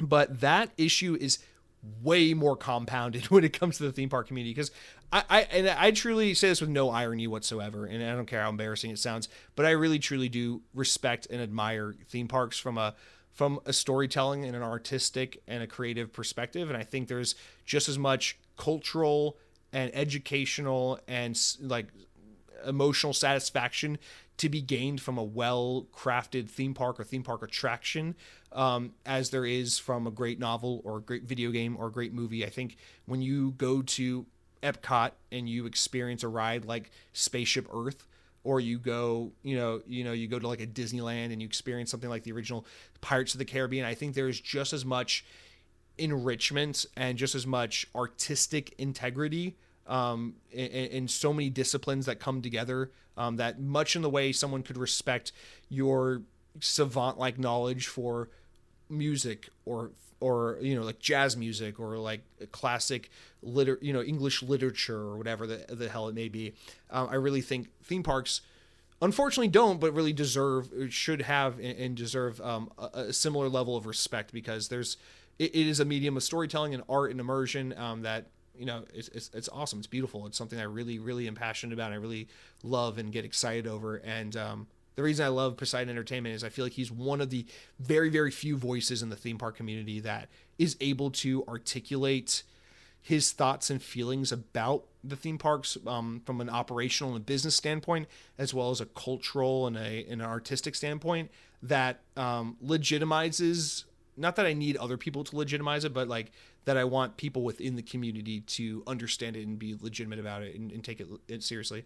But he's able to legitimize and I guess bring a level of credibility and authenticity to it that makes it something that you could show to someone and earn that credibility and kind of defend the medium and give it its due. It just deserves in a way that most of the theme park community can't, because let's be honest, the majority of the theme park community is pretty fucking embarrassing. It's a lot of 30, 40-year-olds and they're fucking acting like children, and it's like a weird social high school clique of like people friends with one another, and everyone's like trying to become the biggest Instagram or YouTube celebrity, being like, come on, follow my YouTube channel. Today we're going to be trying all the latest and greatest bites around Epcot's World Show. It's like, what the fuck is this? It's a lot of like mentally malnourished, attention-starved giant man children and man and women children type people who are just constantly starved for your social media attention in order to feel valid. And it's the theme park community. It's a lot of infighting. It's a lot of really just kind of not great, immature people. And so I really appreciate Poseidon Entertainment, because I feel like we just desperately need more voices like this. I know like one example of a YouTube channel that's actually all dedicated to theme parks that is very mainstream, is very much like a lot of people listening to this podcast have probably heard of him because he's broken well past the theme park community, is a channel called Defunctland, because Kevin, the guy behind that YouTube channel, has made some incredibly poignant and artistic videos about histories and analysis and interpretations of theme park, stories and rides and things like that, that are incredible, that have, become incredibly relevant pieces of cultural information for the general public. And I feel like Poseidon Entertainment has kind of a similar flair to him, where he's able to kind of get outside the community and speak in a way that is just ultimately human and really compelling in a cool way. So that's easily I went on that for way longer than I thought I would, but that was easily my favorite YouTube channel I interacted with this year. So shout out to Poseidon Entertainment. I don't know the guy's name, whoever runs it, but it's one guy and I don't know his name. Lastly, I would just say my favorite theme park of 2024. So this is just a theme park that I just enjoyed being a fan of the most this year. Usually it's Epcot. Epcot's my favorite place in the entire fucking world. I love Epcot. I'll go to Epcot any fucking day. If you ask me, hey Jesse, you want to go to Epcot? The answer is always yes. But this year I just I had a big emotional soft spot for my favorite Universal park, which is Islands of Adventure over here in Orlando. So I'm going to give my favorite theme park of 2024 to Islands of Adventure. It's just such a great park. And so funny too, because the other Universal park here in Florida is just so easily one of the worst theme parks ever built. It's such a fucking horrible piece of shit theme park with like almost no redeeming qualities whatsoever. But I really, really love Universal for everything outside that first theme park. Their shopping dining complex is great. The second park, Islands of Adventure, is great. Their hotels are phenomenal. Universal's really great. I'm really excited about the future of that brand, because I think most of what they do is pretty phenomenal these days. And they had a really bad first swing. That first park is just kind of irredeemable ass. But Islands of Adventure is actually one of my favorite theme parks. So much so that as someone who really deeply appreciates Disney, I would say Islands of Adventure is possibly on par with, if not maybe even better than like a Disney Hollywood Studios or one of the weaker Disney parks like that. It's that great of a park. It's really special. Beautiful entrance. I love the idea of like the different lands of literature come to life. So it's like you got the Marvel land that represents the comic books. You got like the you know, the like the children's book land with Dr. Seuss come to life. You got like the comic strips, kind of newspapers, Sunday funnies come to life with like the Toon Lagoon. You got like Jurassic Park, which is of course a famous movie, but originally based on a novel, come to life in the Jurassic Park land. I think that's a really compelling conceit for a theme park. For like the backstory and like the theme behind a park. And I just think that park has really interwoven beautifully with a great backstory and great theming and immersion and detail. And I really love all the lands of that park. I just think it's a really excellent theme park. And of course, people fucking love Islands of Adventures. At the Spider-Man ride, you got the new Jurassic Park roller coaster. You got, of course, Harry Potter Land, which is what everyone's there for. So it's a great theme park with tons to offer, tons to see and do, and it's a great day. So that's I think that's it, right? We covered fucking books, movies, TV, theme parks, and plenty of Xbox, guys. But that is our podcast. That is a year of Xbox On in the can. And again, I already got all mushy about it, but really appreciate each and every one of you guys. So if you haven't already, please consider giving the show a review. I always jokingly say 5 stars only, but seriously, if you wouldn't mind giving it a review, it definitely helps spread the word. And something I always strive to do as we reach every new year for the podcast is hopefully grow the show to a slightly larger audience and get some more people in on the fun. Yeah, until next year, you guys, it's been an honor. Thank you all so much. Take care. Have a happy holiday season, Christmas, Kwanzaa, fucking Nebraska, whatever you celebrate. Enjoy it all. Eat lots of food. Have a great time with family, friends, loved ones. Just be safe. Take care out there. It's a weird time of year. Lots of car accidents, drunk driving. Be careful. God damn it. Don't blow your fucking hand off on New Year's Eve with a firework. So yeah, be good. Be safe. And until next year, power your dreams.